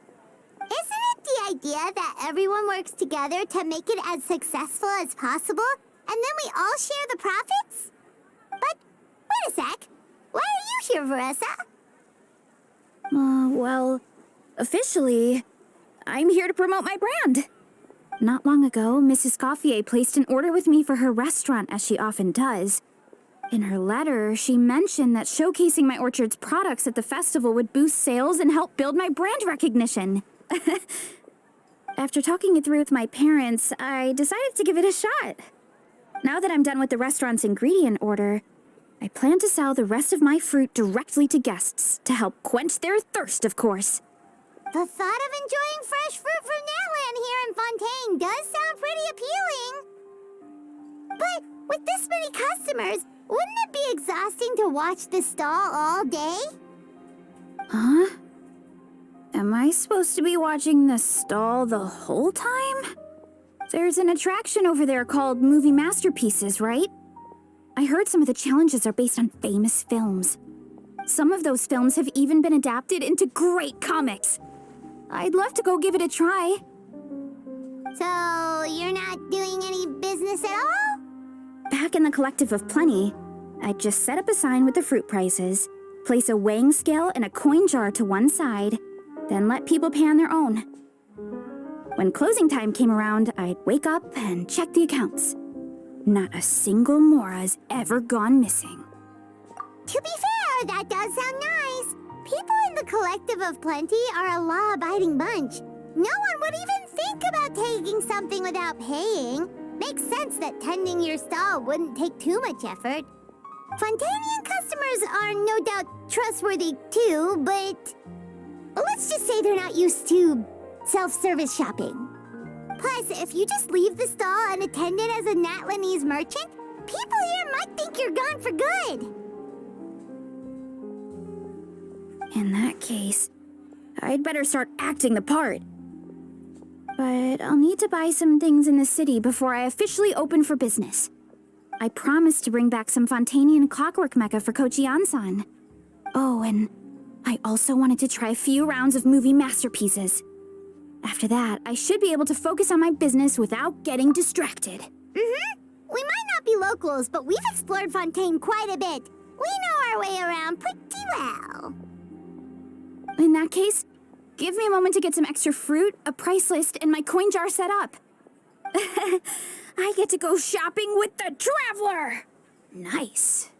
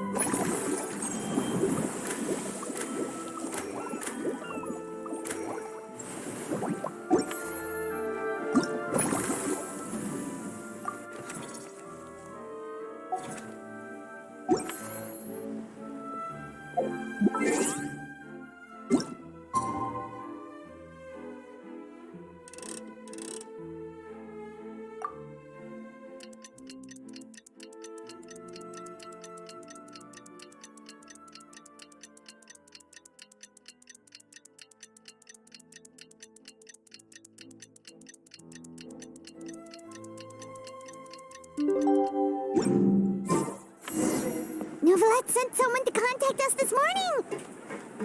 That must mean there's been some progress! No time to waste! Let's head out!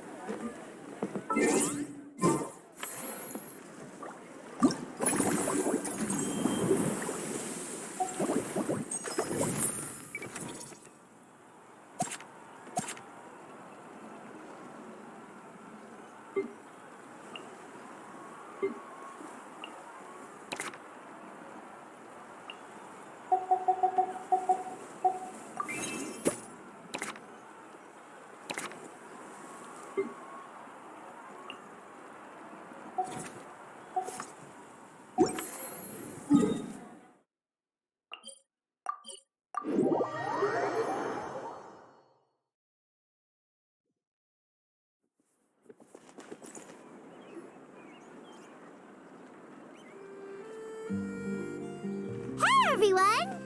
We're not late, are we? No, you're just in time. Well rested, I trust? A great way to stay energetic, certainly. We received word from Mr. Argenteau yesterday, confirming the time and location of the transaction. It'll take place this afternoon, and it turns out it'll be somewhere we all know pretty well, too. The film Fantasyland restaurant. Oh, really? Huh. He sure does like that place.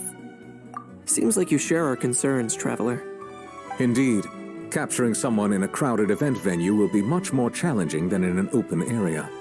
The criminal might try to blend in with the crowd, or even escape by taking hostages. In light of this, we've had to make additional preparations. As soon as we received the news yesterday, we began coordinating with the Marechaussee Phantom and the Special Security and Surveillance Patrol. We'll be deploying lots of undercover agents on site. If things go south, the safety of the civilians will be our top priority. Of course, fingers crossed, everything will go without a hitch. I noticed a bunch of familiar faces from the previous case, like Captain Chevres of the Special Patrol, so I'm feeling optimistic. We'll trust your instincts, then.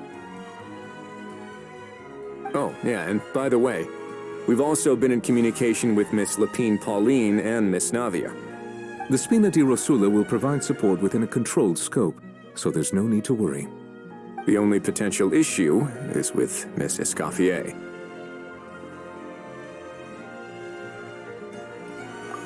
It would be easy if it were that simple. All right, no more jokes. Miss Escoffier has made it clear that she doesn't want her restaurant to suffer any losses as a result of this operation. But, well, I have a feeling things might not go quite as smoothly as she hopes. To be honest, we shouldn't have dragged you into this in the first place, and it's caused you quite enough trouble already. The Fontanian authorities should be able to handle the rest from here. But still, I'm guessing you'd like to see how it all turns out. Well then, feel free to head down to the scene, but just stay alert and play it by ear. You won't necessarily have to do anything, unless things go pear-shaped, of course. I'll do my best to ensure that things don't escalate to that point. Of course. There are still a lot of unanswered questions, but our intel so far indicates that the culprit's from Natlan. Plus, I'm already a witness in this case. Might as well see this thing through to the end. That's the Kanichi we know and love!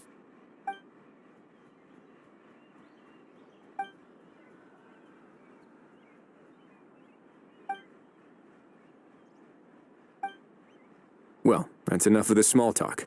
The operation's scheduled for the afternoon. If we're quick enough, we'll even have time for a few cups of tea before we leave.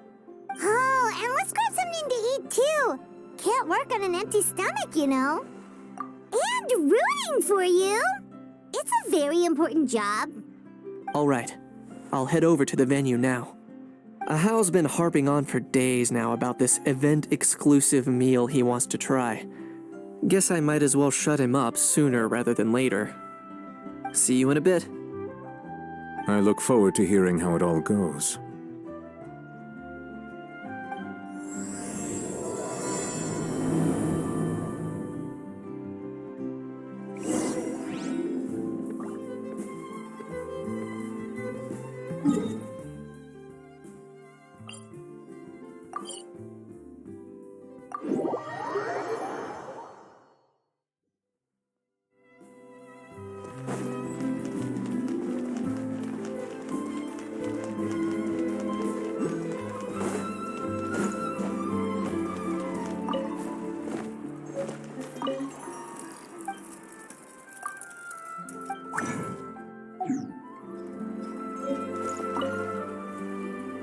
Hello, boss. I'm from the Collective of Plenty. You might recall receiving a letter from us requesting you to design some components. Wait a sec. Why does Eon-san need clockwork mecha? Nothing like that. Our coach just wants to fine-tune her gym equipment so people can target different muscle groups more easily. She mentioned something about a rowing machine to focus on back muscles, as well as a pec deck and a leg press machine. The parts that connect the ropes and weight plates wear out easily, but they need to be strong. So Coach Yan-san thought she'd give Fontanian Clockwork Mecha a try. It all sounds so technical. When did fitness turn into some kind of complex engineering problem? To be honest, I don't really get all the details either. But if it works out, I'll be sure to train according to her revised method. And if it doesn't, we can always stick to the good old methods. If you're interested, I can show you a few beginner exercises the next time you drop by our tribe. You'll be able to smash the records without even breaking a sweat. I know it.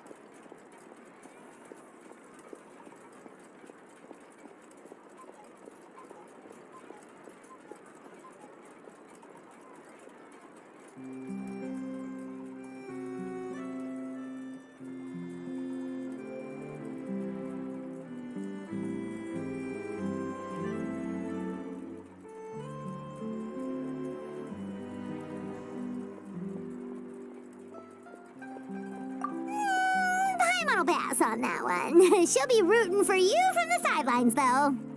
You can always try the equipment we keep for little Saurians, Paimon. As long as you start out with the super light weights, you'll be fine. Weight training's for everyone, you know. As long as you put in the effort and keep it, anyone can develop rock-solid muscles. No!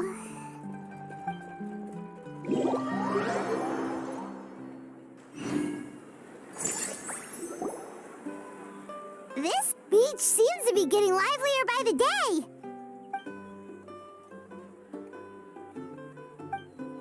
Traveler, Paimon's getting kinda hungry. Let's go check out the restaurant menu, shall we?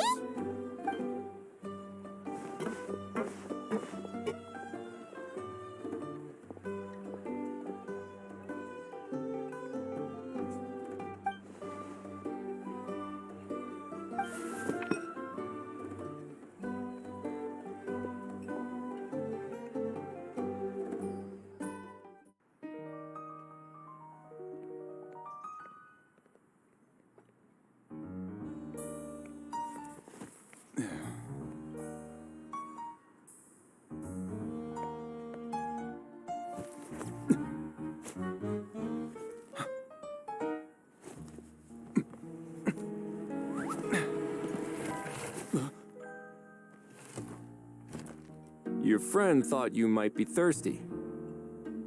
Won't you stay and drink it?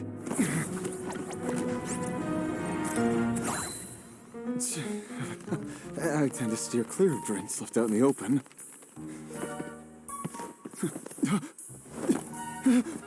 You're surrounded. Give up and come with... You lousy swine! Stop right there! Oh, look! A surprise performance! Wow! How lucky we are! Quick, take a photo! After him!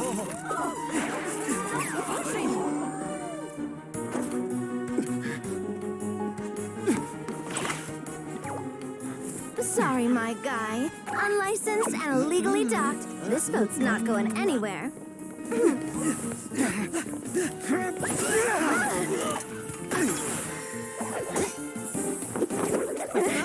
Quick! Don't let him get away! Be careful! Amazing! Lowly worm! No one flies higher than the almighty Dragon Lord! Who's stealing my fun? Ah, you again! You're driving me crazy! Oh, wow,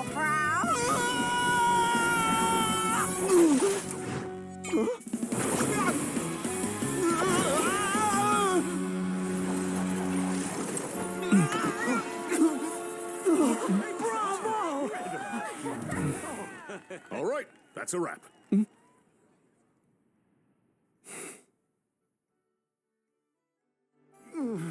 Unbelievable! You can't just drag someone around like that! Such blatant disregard for human life! I'm gonna sue the living daylights out of you! Will you now? I think I did you a favor by pulling you away from your audience. Saved you some face at the very least. As for whether you were facing up or down along the way, well, that was your decision, wasn't it? What, you?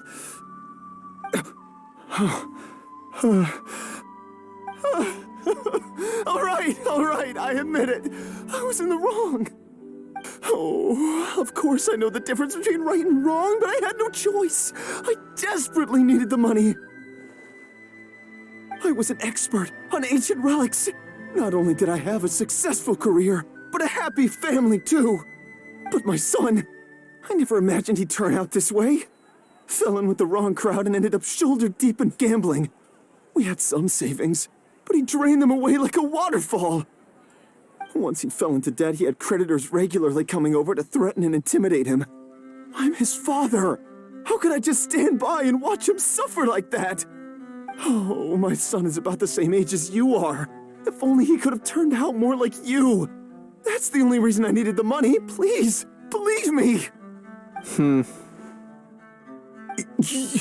You... Please, kid, I'm begging you. Help me. I see you're from Natland too. That makes us brothers. Please, have mercy. I still have a chance to help my son straighten himself out. But only if I get back. If I go to prison now, he'll be doomed, I tell you, doomed! And isn't standing together and fighting for a better future what families do? Our fate is in your hands, young man. Please, have a heart. Something wrong, Kanich? Gone soft, have we?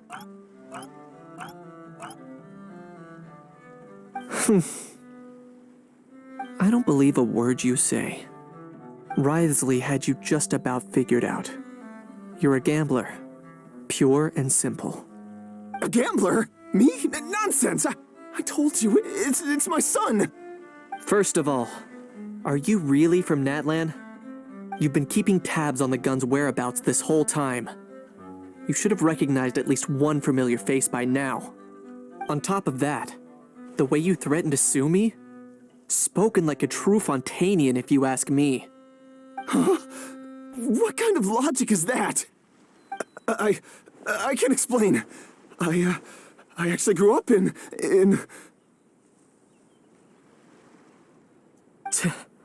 I don't want to hear another word. Ahau, here's your chance. Shut someone else up for once. The moment I've been waiting for. Eat this, scumbag! Being a compulsive liar is one of the hallmarks of a die-hard gambler. I bet you're just a Fontanian pretending to be from Natland. Even if you have any friends or family to speak of, I'm guessing they've long since cut all ties with you.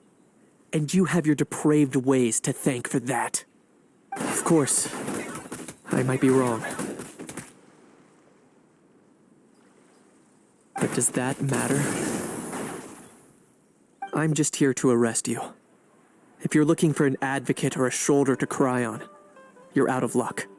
Besides, prying the truth out of you is exactly what your beloved courts are for. Isn't that right?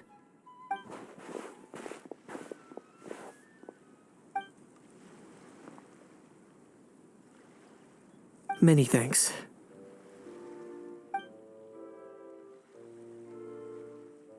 And me?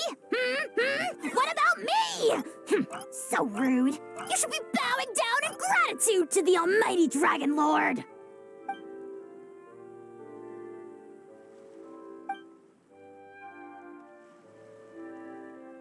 Hey, what do you mean?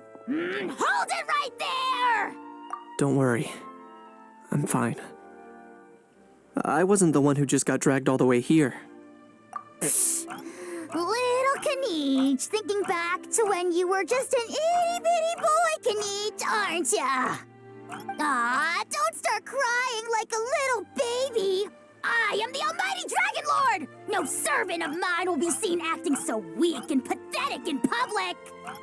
What are you on about? Still, I suppose there's no point hiding it from you. To put it plainly, I can't stand gamblers. They're the most irresponsible people in the entire world. No respect for the principle that you have to give in order to get. They'll tell 1,000 lies for a single coin, deluding themselves into thinking they can use it to gamble their way to a vast fortune. But we all know that even when it looks like you're getting something for free, there's always an unseen cost. In the past, I also ended up paying a price for my father's gambling losses. I don't want anyone else to end up in a similar situation if I can help it. Don't feel sorry for me. I certainly don't feel sorry for myself. They say that people are shaped by their past, and since I've made it this far, I must have done a lot of things right. We should never punish ourselves for the mistakes of others. Instead, I choose to remember the moments that helped me grow. Like when I first learned to use a grappling hook, or the very first time I yearned for knowledge. Yeah, I believe you. Let's get going. If we don't head back soon, we'll cause more unnecessary worry.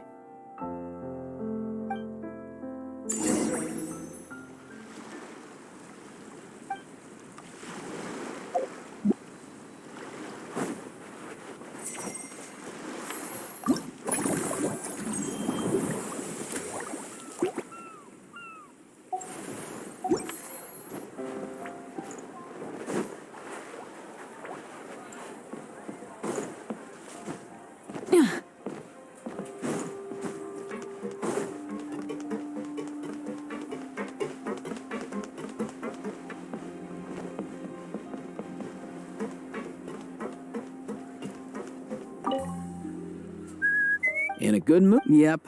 Sing? You sound like a proud parent. I'm happy for you, bro. But given how where they belong is... Nice to meet... The heck are you on about? I guess he's referring to... You got it, bro! Honestly, right now...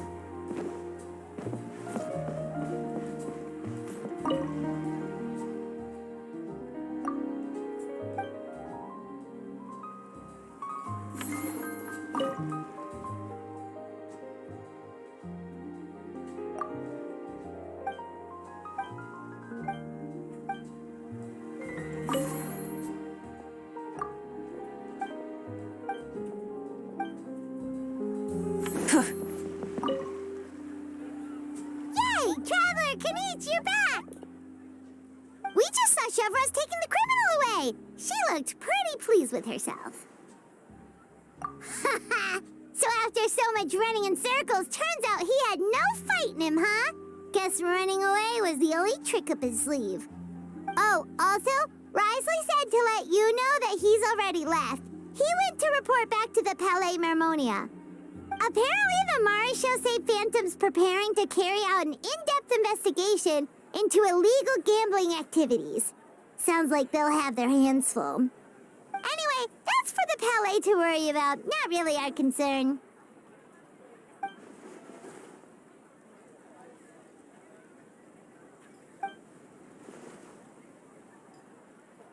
Hey, it's not like you to give up so easily, Charlotte.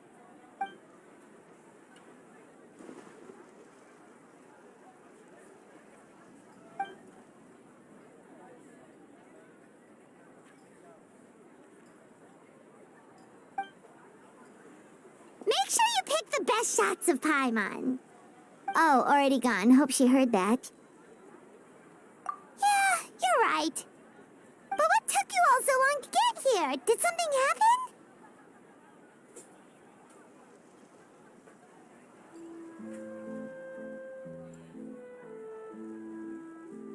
If you say so. Poor little Kanich. No one was there to pat him on the head, so he went off to cry all on his own. For real now?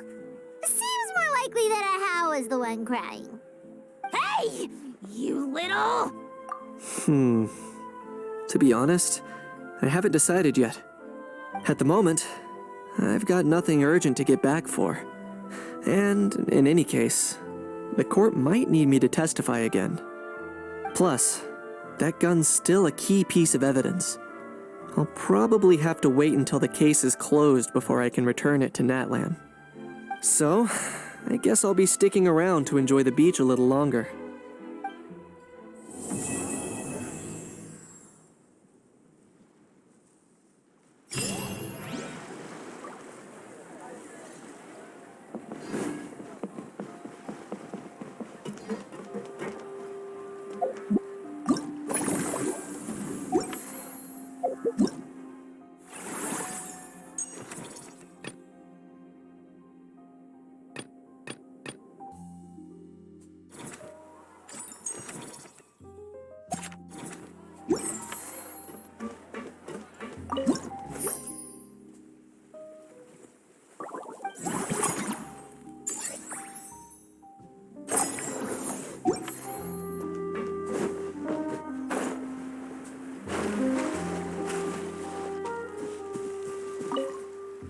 Earlier on, that lady with the pink hair took a picture of a How and Kakuku together.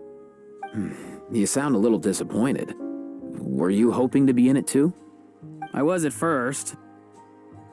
But after seeing how awkward a How looked, I figured I wouldn't really fit in. And you didn't think of sharing this any sooner? I'd have cuddled your neck and smiled for the camera! Anything to get out of being in the same frame as that thing! Really? Well, no worries, you still can. Come here, give us a hug. I hope your face is ready, because it's about to get flame roasted! I got your back, bro!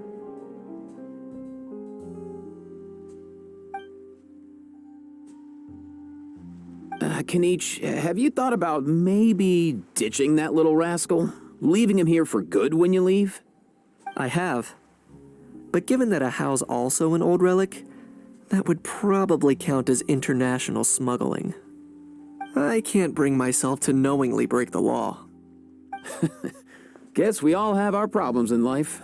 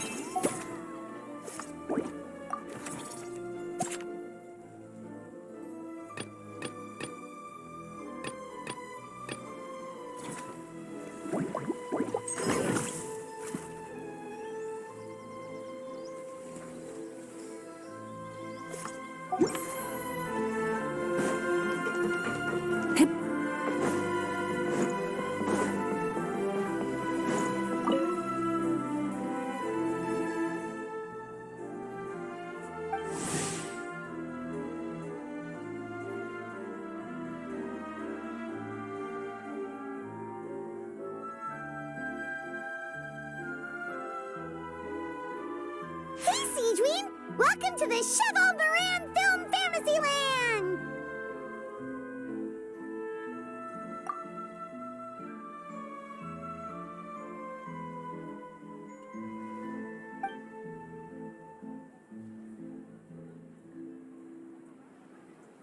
Oh, your encouragement leaves Paimon feeling even more motivated than ever.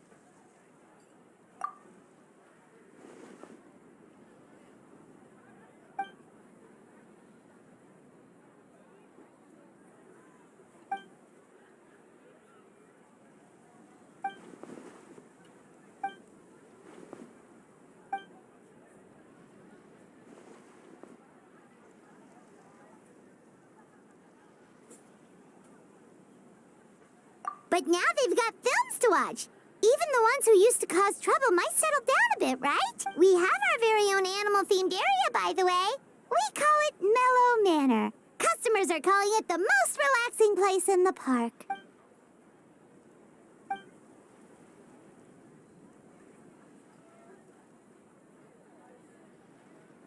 Oh, you mean we could invite Siegeween to be a consultant at Mellow Manor? Now that you mention it, that sounds like a great idea! Siegeween's great at caring for people, and she's so warm and gentle. Looking after animals should be a piece of cake! Yeah, like someone who gives advice and tells the park staff how to do their jobs better. The workload won't be too heavy, but it's important work. Besides, you'll mostly be playing with the animals.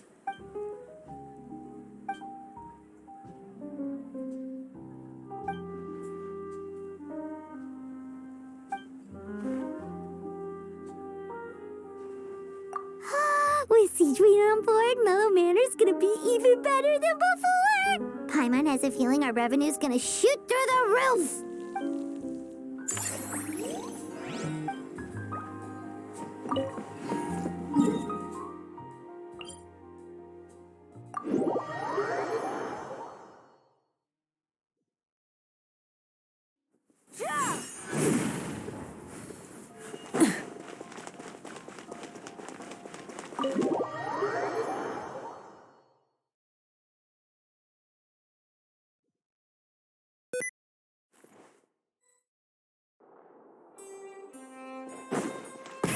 Rev the engines!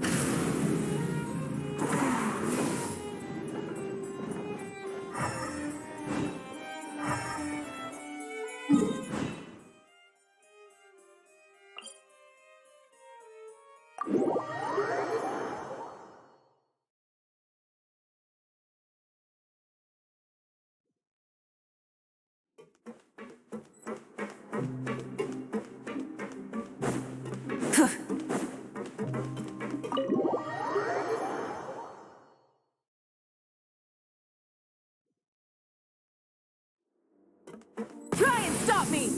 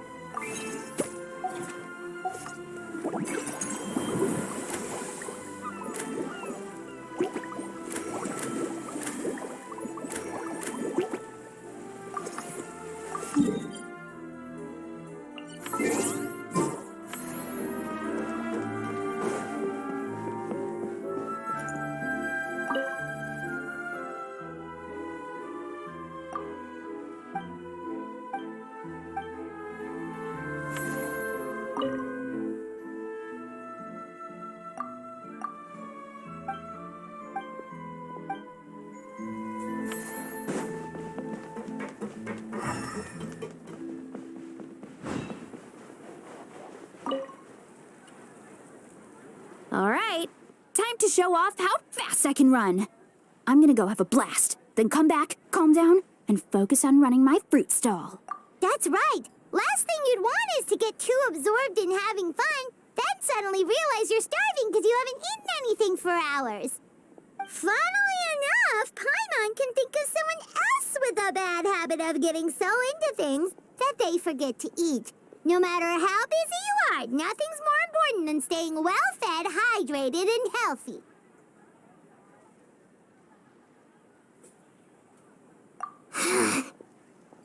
No need to worry about me, guys. I do a lot of long-distance running, so I always make sure to bring some food and water with me. This time is no exception.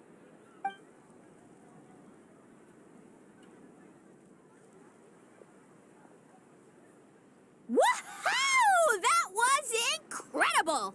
How was it? Did you get through all the levels? It was amazing! Not only did I get a super high score, but I also checked up on every homage to the original films, and even recreated several iconic scenes starring comic book superheroes. I'll focus on doing business this time round, but if there's ever another event like this, please let me know as early as possible. I want in! Yep. You know what? We should let you design the levels! I'm sure all the fans will be thrilled! That would be great! Anyway, back to business. Time to focus on my fruit stall. I'm gonna make a name for my orchard in Fontaine.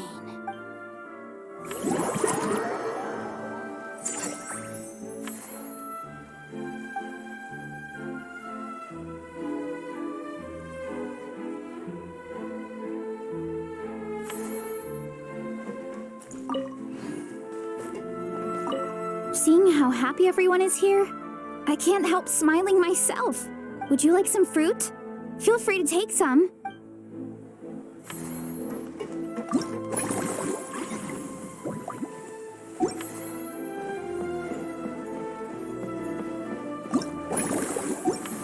Full throttle!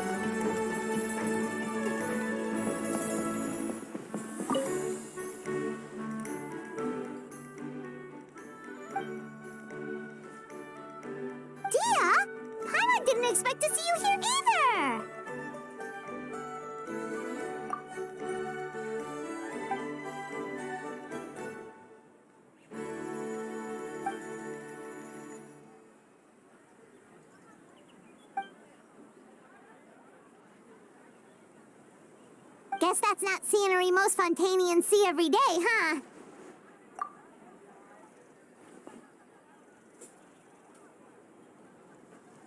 Wait, aren't fight scenes supposed to be as realistic as possible? Surely the more punches that land, the better.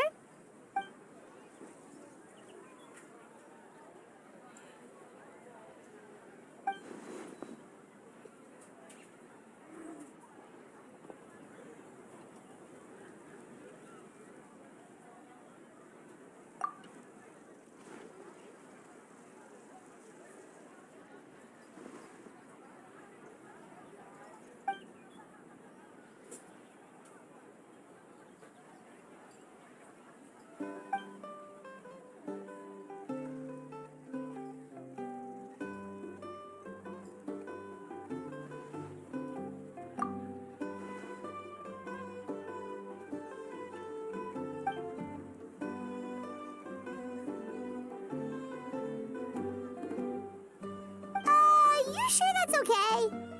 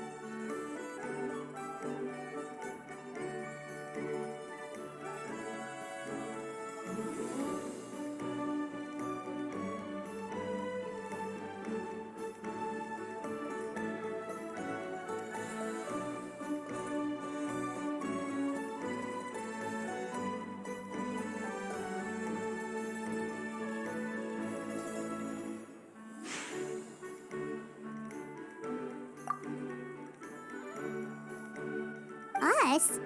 Wait, but Paimon hasn't seen Linny anywhere! All of them? That's some serious dedication right there. Paimon had no idea Linny was so into horror films.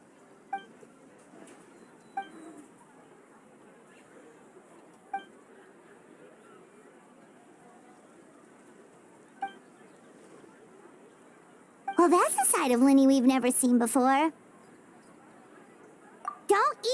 think about roping Paimon into this.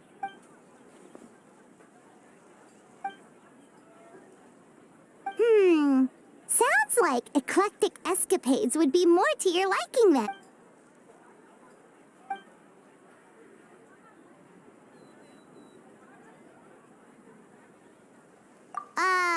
Is that really that entertaining? Still, if you're interested in the attraction, why not become a consultant? That way you'd get to see more of the visitors' reactions too.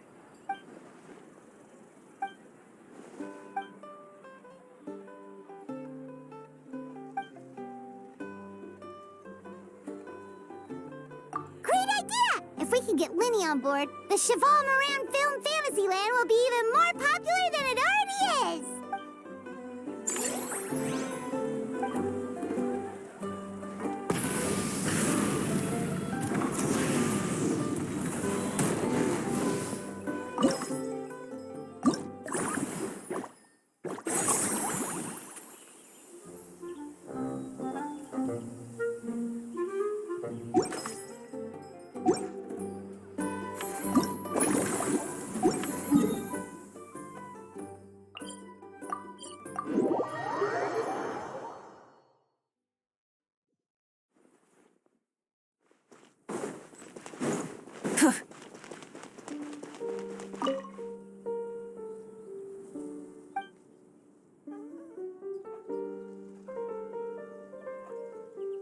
Forget health issues. Paimon wouldn't be surprised if she could actually chat with the animals once she's done reading. Oh, wait, head nurse, please don't go.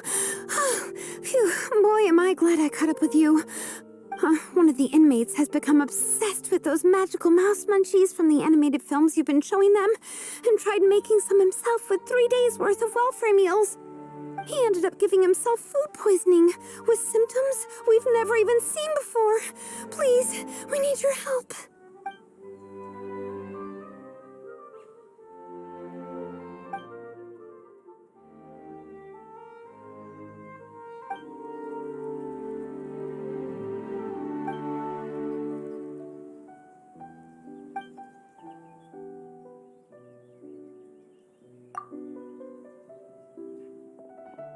Sejuani sure has it tough. Not only does she have to worry about taking care of her patients, she also has to clean up after those troublemakers. Why don't we prepare something tasty for her? It might help lift her spirits.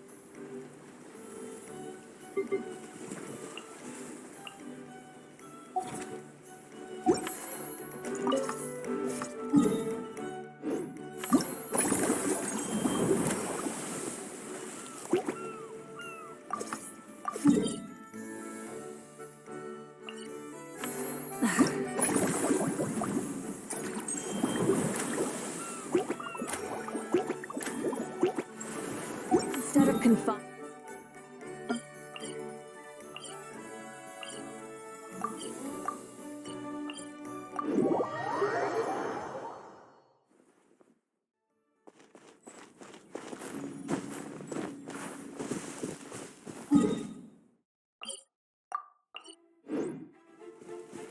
Try and stop me!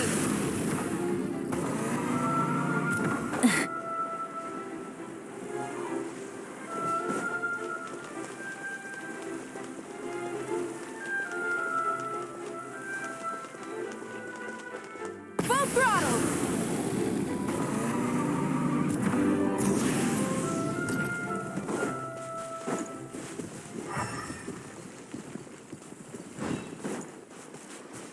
Try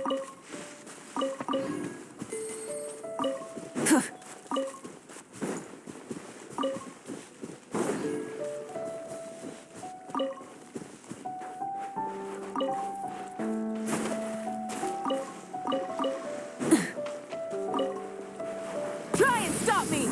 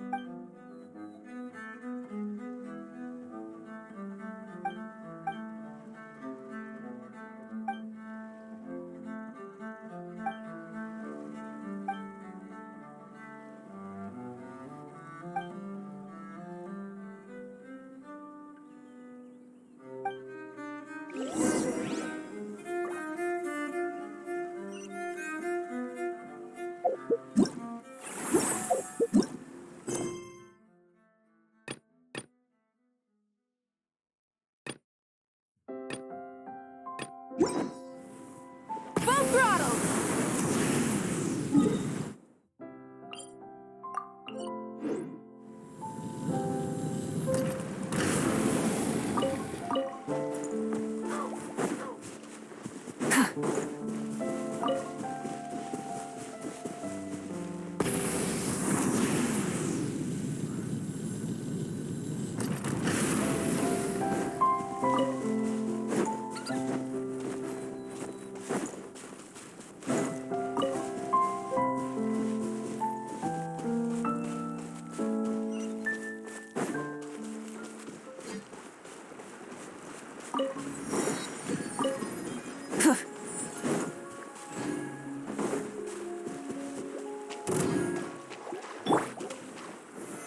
Solidify!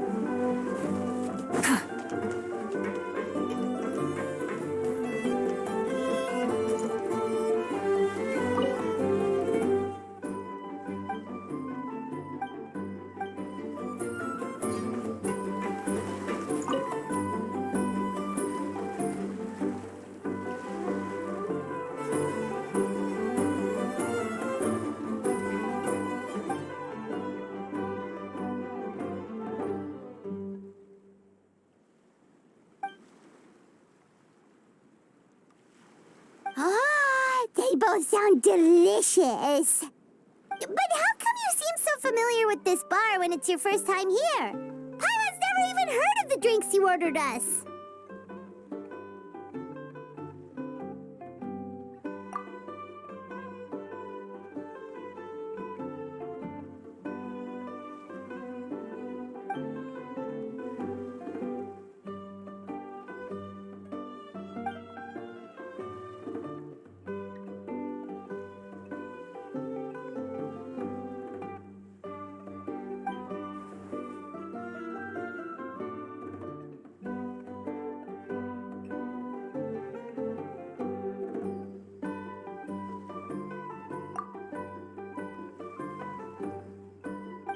Where do we begin? Literally everything that's happened has been pretty incredible, if you think about it.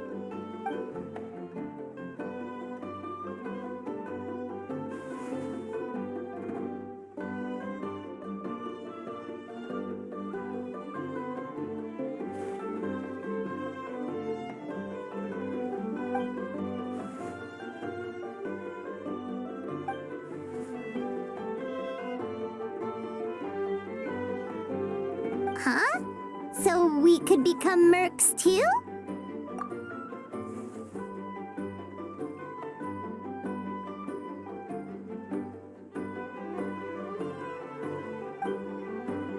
That actually makes a lot of sense.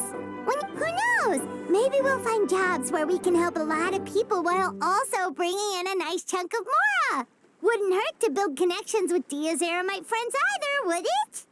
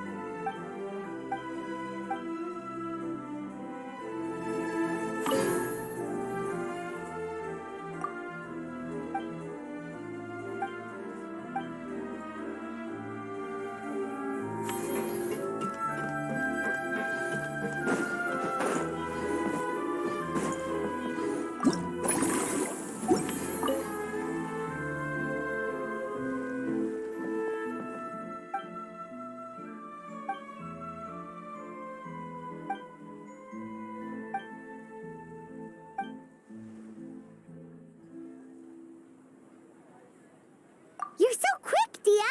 Everyone agreed just like that! Guess that means we're now official partners of the Blazing Beast! Hooah! Watch out, world! There's a couple of new mercs on the scene! Maybe Paimon should give herself a proper mercenary name.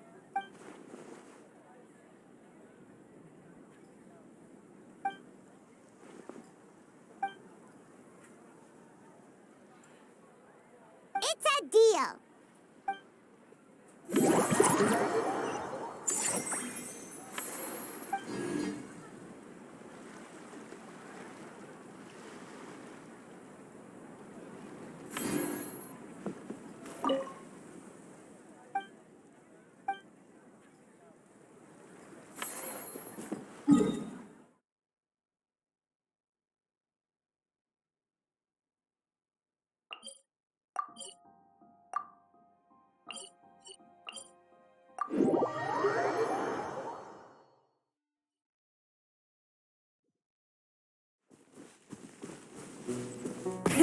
Rev the engines!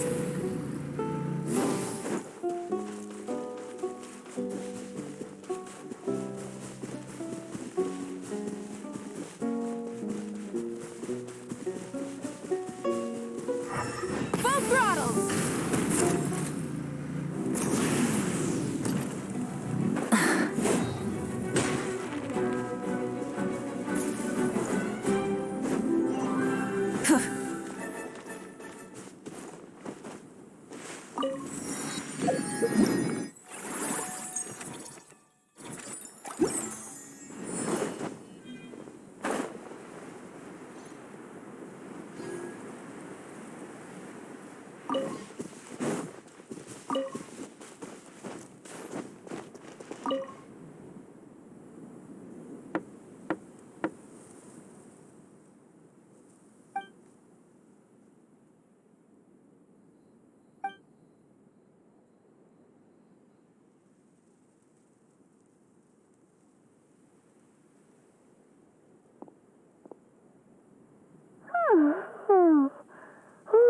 Delighted to hear that you've been enjoying yourself, but I need to concentrate on this film for now.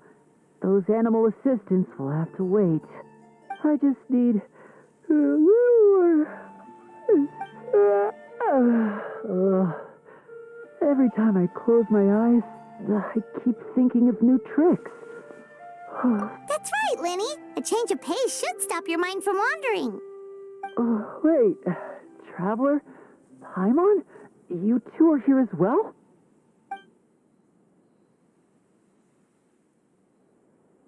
In that case, count me in. Not just for my own sake, of course, but to support my friends. Just give me a moment to freshen up.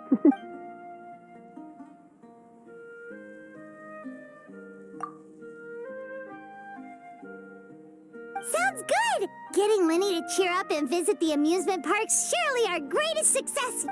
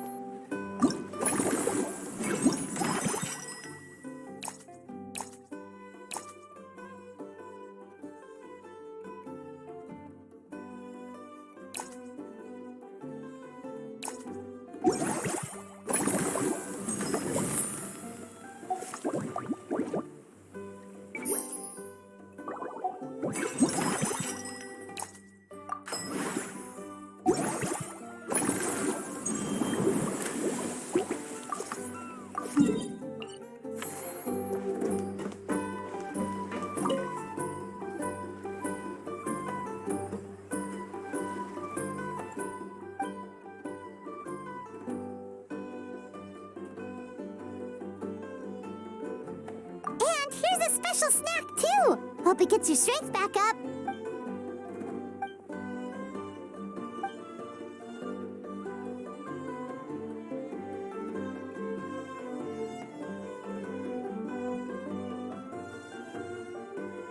Is it because they aren't paying any attention when they're watching? Or is it some rebellious mentality? A whatever you tell me not to do, I'll do it just to prove you wrong type of thing?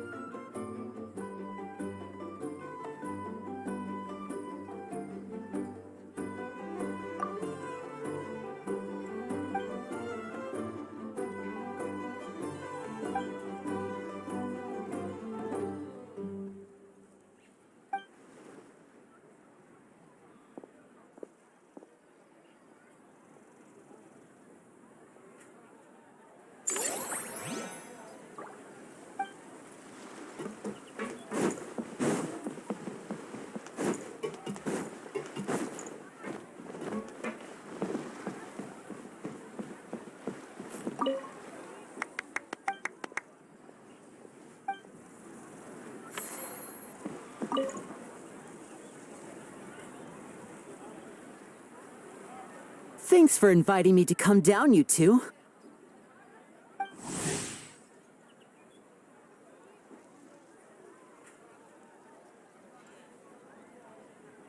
I must say, I feel like a new man after visiting the park and seeing all those adorable animals. Seems like Lynette has her eye on some great potential animal assistants, too. Oh, and did you see those weird mushrooms? Can we take home a few of those as well? That might not be possible. These fungi have been specially trained, you know? They're like the stunt actors of the elemental world. Are you sure about that? Paimon's pretty sure we've never seen a cat anywhere near as big and as soft as a fungus.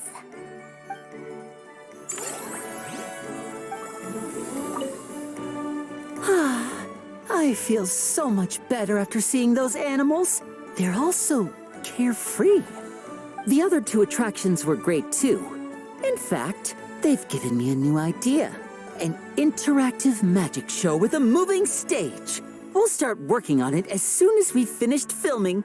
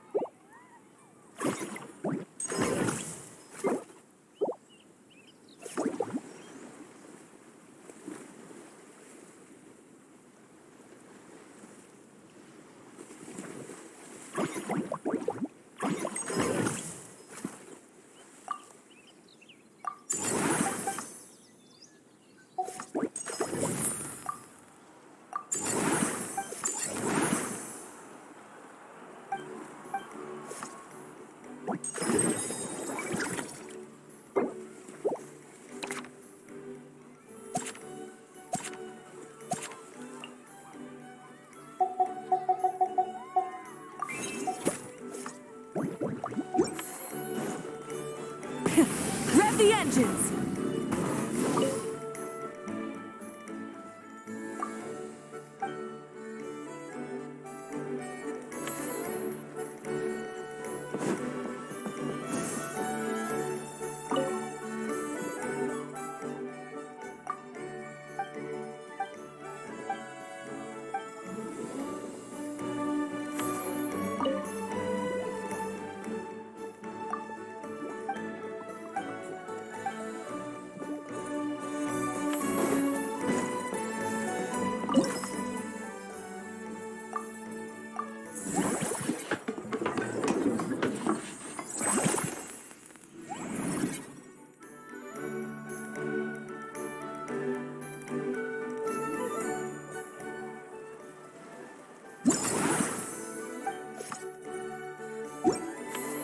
Full throttle!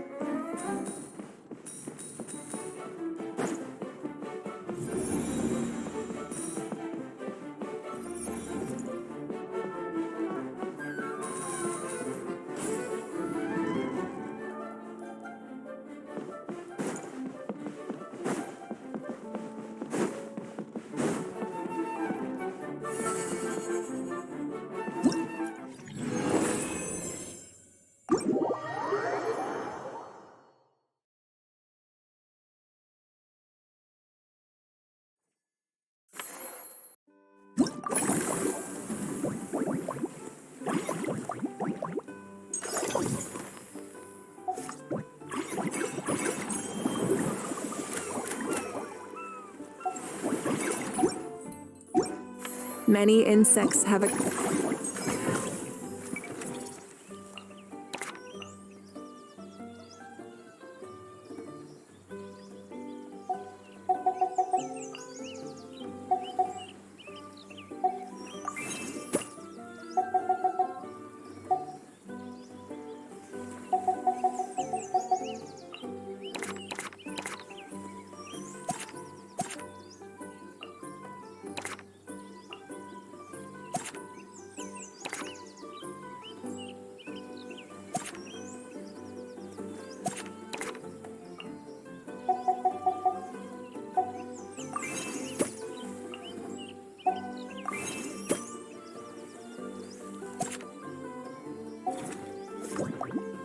compulsion to follow the light. And humans are the same. Except we...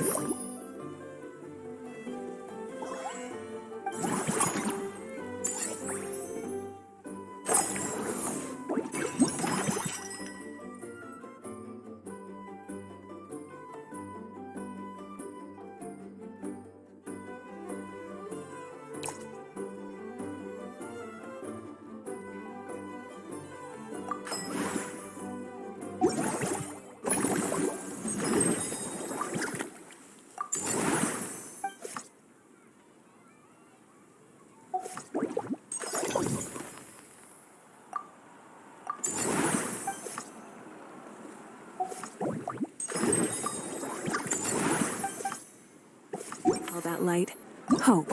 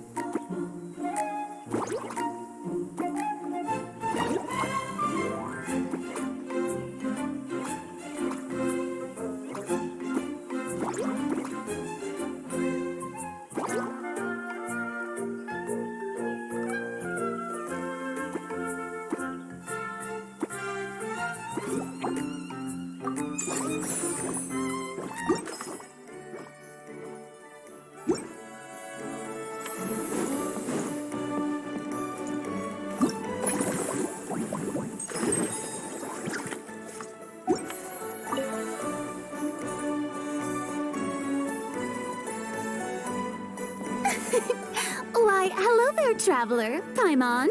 I sensed your enthusiasm from a mile off. You were so bright, I could have taken you for an opera singer in full falsetto. Farina, you're finally here! Thank you. I am just as thrilled to be here as you are to have me. More seriously, I'm not the star this time. That's you two, alongside all the creators sharing their passion for film with the world. Honestly, when I was first asked to approve the plans, I thought this would just be a small event. I never imagined that the Cheval Moran Film Fantasyland would expand to this scale so quickly. Yeah, thinking back to when we first arrived, it really has all come together in no time. At this rate, who knows? Someday it could become as iconic as the Fontanalia Film Festival itself. And we have the two of you to credit for much of that. I've suggested to several renowned directors that we award you the title Pioneers of the Film Industry. In contrast to the Farina Award, which is more of a public honor, this title is a mark of true recognition from within the industry itself, a reflection of both outstanding achievement and hard work. Wow, even you're getting serious now. Come now, no need for any of that. Just relax and enjoy the moment. Speaking of which, I've actually been preparing a little survey. How about we randomly select some visitors to give us feedback about the park? Did Paimon hear that right? Farina carrying out a customer satisfaction survey? Well, given that it bears the name of my dear friend Surintendant Cheval Moran, isn't it only natural that I conduct a bit of research on her behalf? Besides, the more famous a star becomes, the more important it is to stay in touch with reality, no? Plus, it's amazing how much you learn just by listening to other people's take on films. Paimon always assumed celebrities just get their assistants to handle everything for them. But it sounds like it's actually pretty hard work. Then again, maybe Farina's just an outlier.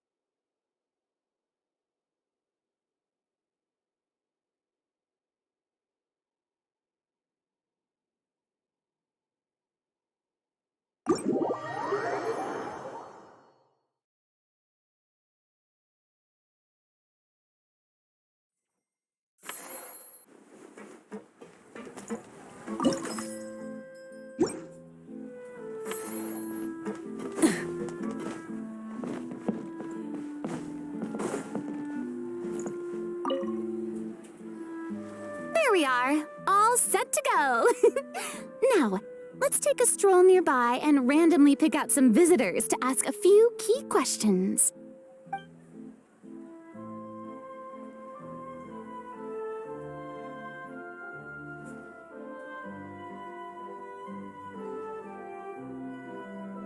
These suggestions are surprisingly detailed. Choosing film prototypes, recreating the scene cutting process, budget management for costumes, makeup, and set design? Oh, Paimon's head is spinning. Why is everyone so professional? Also, nearly every single person we spoke to said they wanted to see Lady Farina perform. Your popularity is off the charts!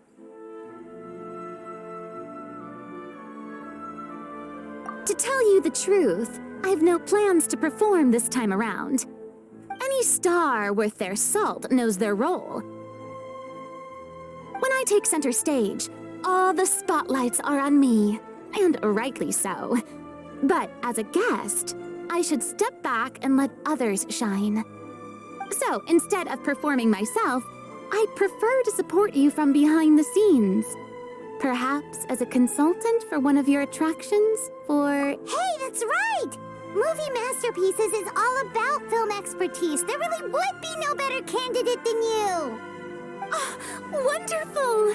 Then I shall give this role my very heart and soul. Once I've had a moment to prepare, we can meet up for a slice of gâteau from my pâtissière suprême before we get started.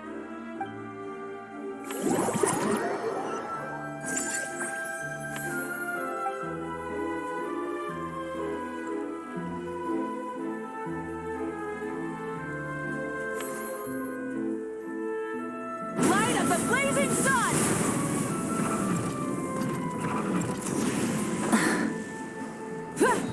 Light it up!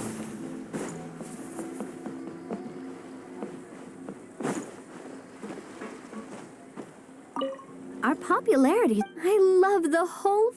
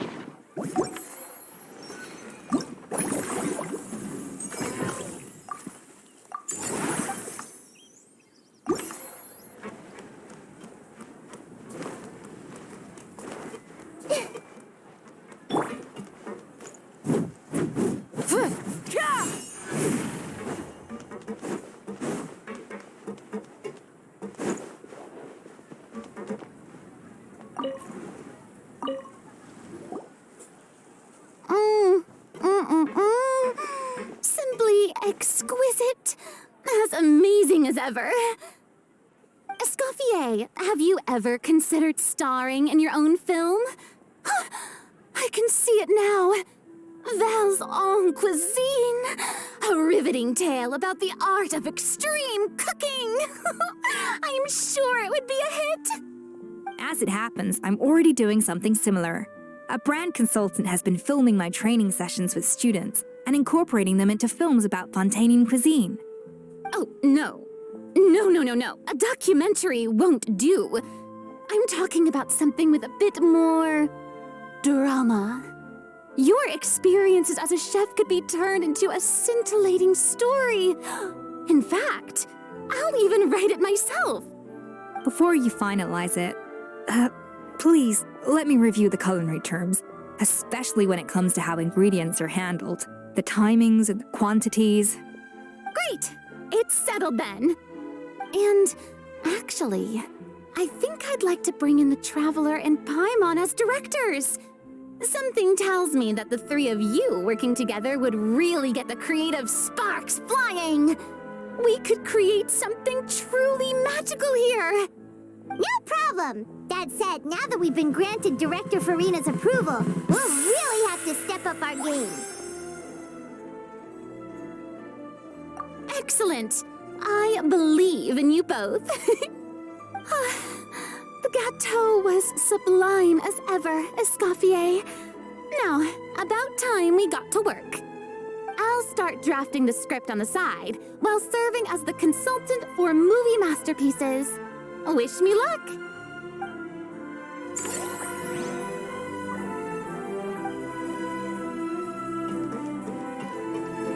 A truly great adaptation must capture a film's core themes and seek to convey the inspiration that lies behind them. The three attractions are certainly all up to par, and I trust that you'll be able to make them better still. To enhance our film's aesthetic, I'd recommend a few classics for you to familiarize yourself with. Or, if you have the time, maybe we could watch them together?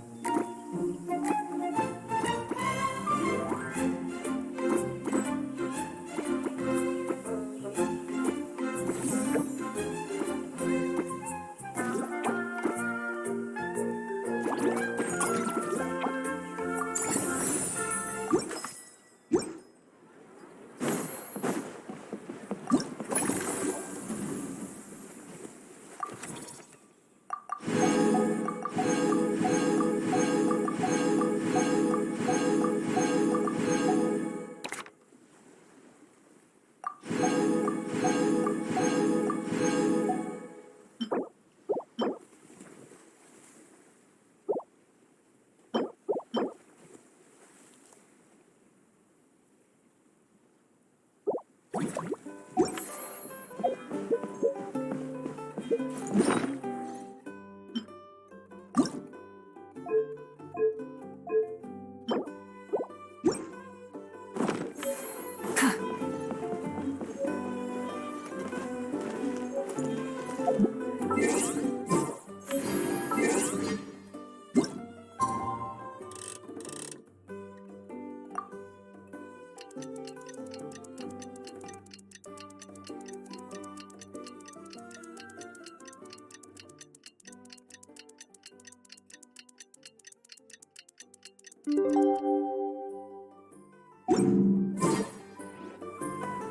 that things have reached this point, we should add A pinch of salt?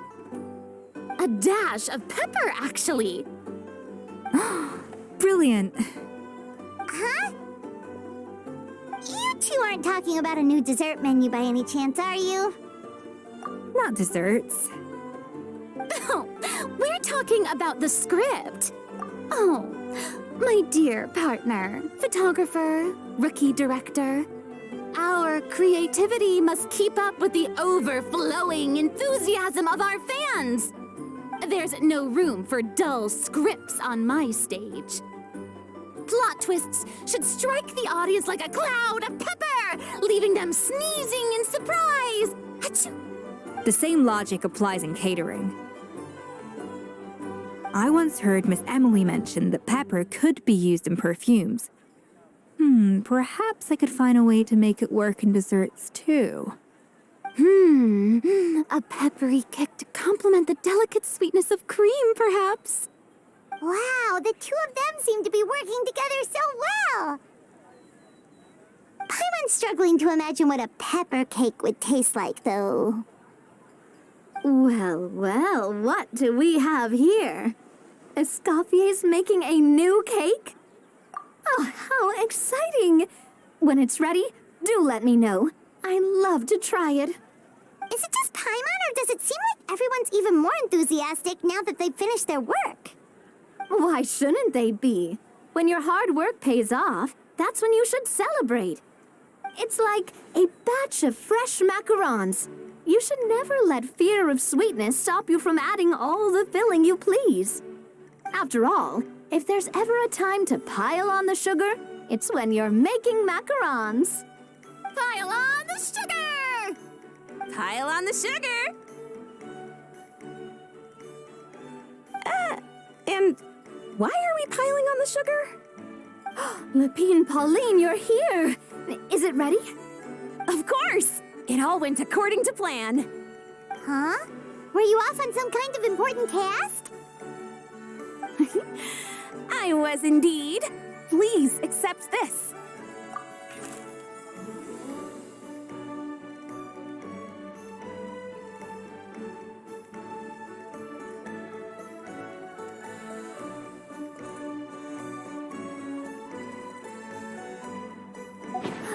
Oh, wow! It's a panoramic view of the amusement park with everyone's illustrations on it!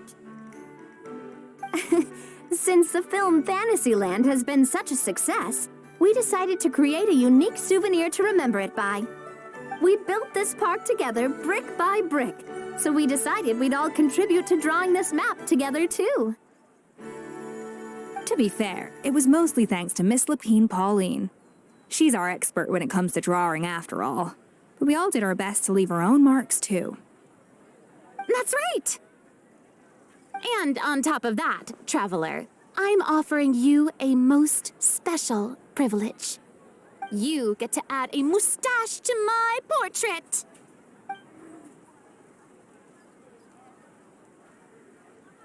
Bolognese sauce flavor. Well, that sure counts as a surprise twist. You win this round.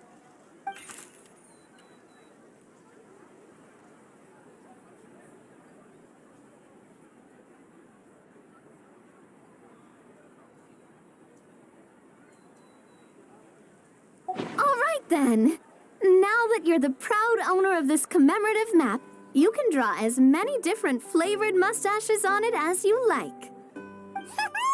Sounds like a pretty tasty map. We'll look after it well. Great! Your satisfaction is our #1 priority. Everything's all in order. Now it's time to relax. Forget about work and just enjoy the park.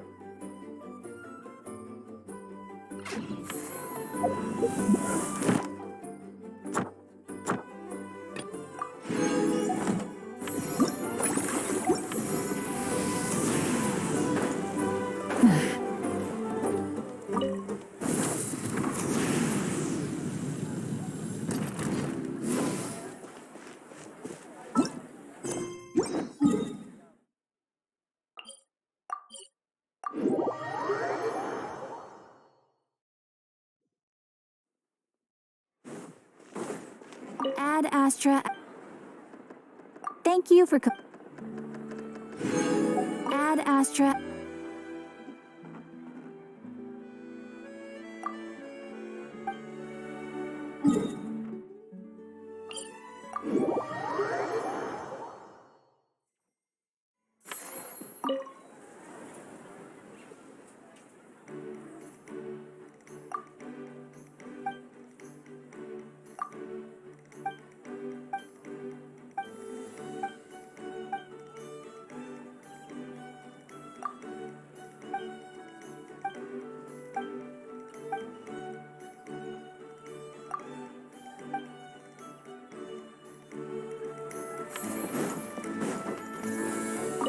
Our most recent... Maybe you could be our spoke...